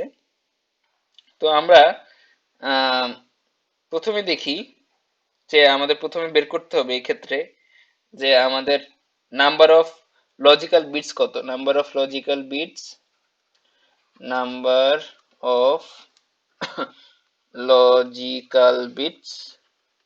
বলা হয়েছে কত, 32। এই যে বলা হয়েছে 32 bit number of logical address. তাহলে অ্যাড্রেসটা যদি 32 বিটের হয়, অর্থাৎ লজিক্যাল অ্যাড্রেস বিট, যেটা আমরা দেখলাম আমাদের ভার্চুয়াল মেমোরি বা লজিক্যাল মেমোরি, সেটার অ্যাড্রেস হচ্ছে 32 বিটের, 32 বিটের অ্যাড্রেস, 32 বিটের অ্যাড্রেস হলে মোট ডেটাটা কত সাইজের, মানে লজিক্যাল যে প্রসেসটা সেটা কত বড়, যেহেতু অ্যাড্রেস লাগছে 32 বিট, তাহলে ডেটাটা হচ্ছে গিয়ে 32টা বিট লাগছে অ্যাড্রেসটা লেখার জন্য, তাহলে ডেটাটা নিশ্চয়ই 2 টু দি পাওয়ার 32 বিট না 32 বাই, আচ্ছা 2 টু দি পাওয়ার 32 বাইট বা 4 জিবি। হ্যাঁ, 2 টু দি পাওয়ার 32 বাইট বা 4 জিবি। আচ্ছা, এতগুলো বিট লাগছে, তাহলে আসলে আমার হচ্ছে 2 টু দি পাওয়ার 32 বা 4 জিবি হচ্ছে আমার হচ্ছে গিয়ে প্রসেসটার সাইজ। তাহলে এটা হচ্ছে আমার প্রসেস সাইজ হচ্ছে গিয়ে 4 জিবি। আচ্ছা, প্রসেস সাইজ আমরা পেলাম যে 4 জিবি। আচ্ছা, এখন আমাদের পেজ টেবিলের সাইজ জানার আগে জানতে হবে যে পেজ টেবিলে মানে এন্ট্রি আছে মোট কতটা, সেটা আগে জানতে হবে। সাইজ বের করার আগে এন্ট্রি আছে কতটা সেটা জানতে হবে। আচ্ছা, তো নাম্বার অফ এন্ট্রি, পেজ টেবিলের নাম্বার অফ এন্ট্রি বের করার যেই কমন সেন্স, সেটা কি বলে যে কতগুলো পেজ টেবিলে কতগুলো রো থাকবে, সেটা হচ্ছে গিয়ে আমার প্রত্যেকটা পেজের সাইজ হচ্ছে 4 কিলোবাইট করে, প্রত্যেকটা পেজের সাইজ হচ্ছে 4 কিলোবাইট করে। আমার মোট প্রসেসটা হচ্ছে 4 গিগাবাইট, মোট প্রসেসটা হচ্ছে 4 গিগাবাইট। তাহলে 4 গিগাবাইটকে আমরা কি করি, পেজিং এ আসলে কি হয়, মোট প্রসেসটাকে ভাগ করি, মোট পেজটাকে পেজে ভাগ করি। প্রত্যেকটা পেজের সাইজ হচ্ছে বলা হচ্ছে 4 কিলোবাইট। আমার মোট প্রসেস সাইজ হচ্ছে 4 গিগাবাইট, তাহলে মোট কয়টা ভাগে বিভক্ত হবে, অর্থাৎ মোট কয়টা পেজ থাকবে। পেজ নাম্বার বের করা কি সহজ, জাস্ট ভাগ করে দেওয়া, যে মোট 4 গিগাবাইটকে প্রত্যেকটা পেজ 4 কিলোবাইট করে হলে কয়টা পেজ, তাহলে জাস্ট ভাগ করলেই আমরা পেয়ে যাব। তাহলে হচ্ছে নাম্বার অফ এন্ট্রিজটা কত হবে, 4 গিগাবাইট বাই 4 কিলোবাইট। এটা হচ্ছে আমার নাম্বার অফ এন্ট্রিজ। গিগাবাইটকে আমরা লিখতে পারি 2 to the power 32 byte, 2 to the power 32 byte. আর কিলোবাইটকে লেখা যায় 2 টু দি পাওয়ার 12 বাইট, কিলোবাইটকে লেখা যায় 2 টু দি পাওয়ার 12 বাইট। তাহলে আমরা যদি বিয়োগ করে দিই, জাস্ট এত কিছু হিসাব করতে হয় না, 32 থেকে 12 বিয়োগ করলেই 2 টু দি পাওয়ার 22 বাইট। এটা হচ্ছে আমার, সরি বাইট লিখবো না, বাইট বাইট তো কাটা গেছে, just number of entry, byte byte কাটা যাবে। নাম্বার অফ এন্ট্রি হচ্ছে 2 to the power 20, 2 to the power 20 হচ্ছে আমার নাম্বার অফ এন্ট্রি, অর্থাৎ পেজ টেবিলে এতগুলো রো থাকবে। এখন পেজ টেবিলের সাইজ কত, এটা খুব ইজি এখন বলা। পেজ টেবিলে রো থাকবে 2 টু দি পাওয়ার 20টা। এখন বলা হয়েছে পেজ টেবিলের প্রত্যেকটা এন্ট্রির সাইজ হচ্ছে 4 বাইট করে, প্রত্যেকটা এন্ট্রির সাইজ হচ্ছে 4 বাইট করে। তাহলে মোট পেজ টেবিলের সাইজ কত হবে, এন্ট্রি আছে 2 টু দি পাওয়ার 20টা, প্রত্যেকটা এন্ট্রির সাইজ হচ্ছে 4 বাইট, তাহলে মোট এন্ট্রি কত হবে, 2 to the power 20 into 4 byte. 4 কে আমি যদি লিখি 2 টু দি পাওয়ার 20 ইন্টু 4 কে লিখি 2 টু দি পাওয়ার 2, তাহলে হচ্ছে আসলে কি 2 to the power 22 byte. 2 to the power 22 বাইটকে আমরা এইভাবে লিখতে পারি যে 4 মেগাবাইট। তাহলে আমার পেজ টেবিলের সাইজ হবে 4 মেগাবাইট। সো এটাই হচ্ছে এই ম্যাথটা জাস্ট দেখানোর ছিল। তো সবাইকে অনেক অনেক শুভেচ্ছা, ধন্যবাদ জানাচ্ছি। সবাই অনেক ভালো থাকবেন। আজকের লেকচার আমি এখানেই শেষ করছি। সবাইকে শুভকামনা জানিয়ে আল্লাহ হাফেজ।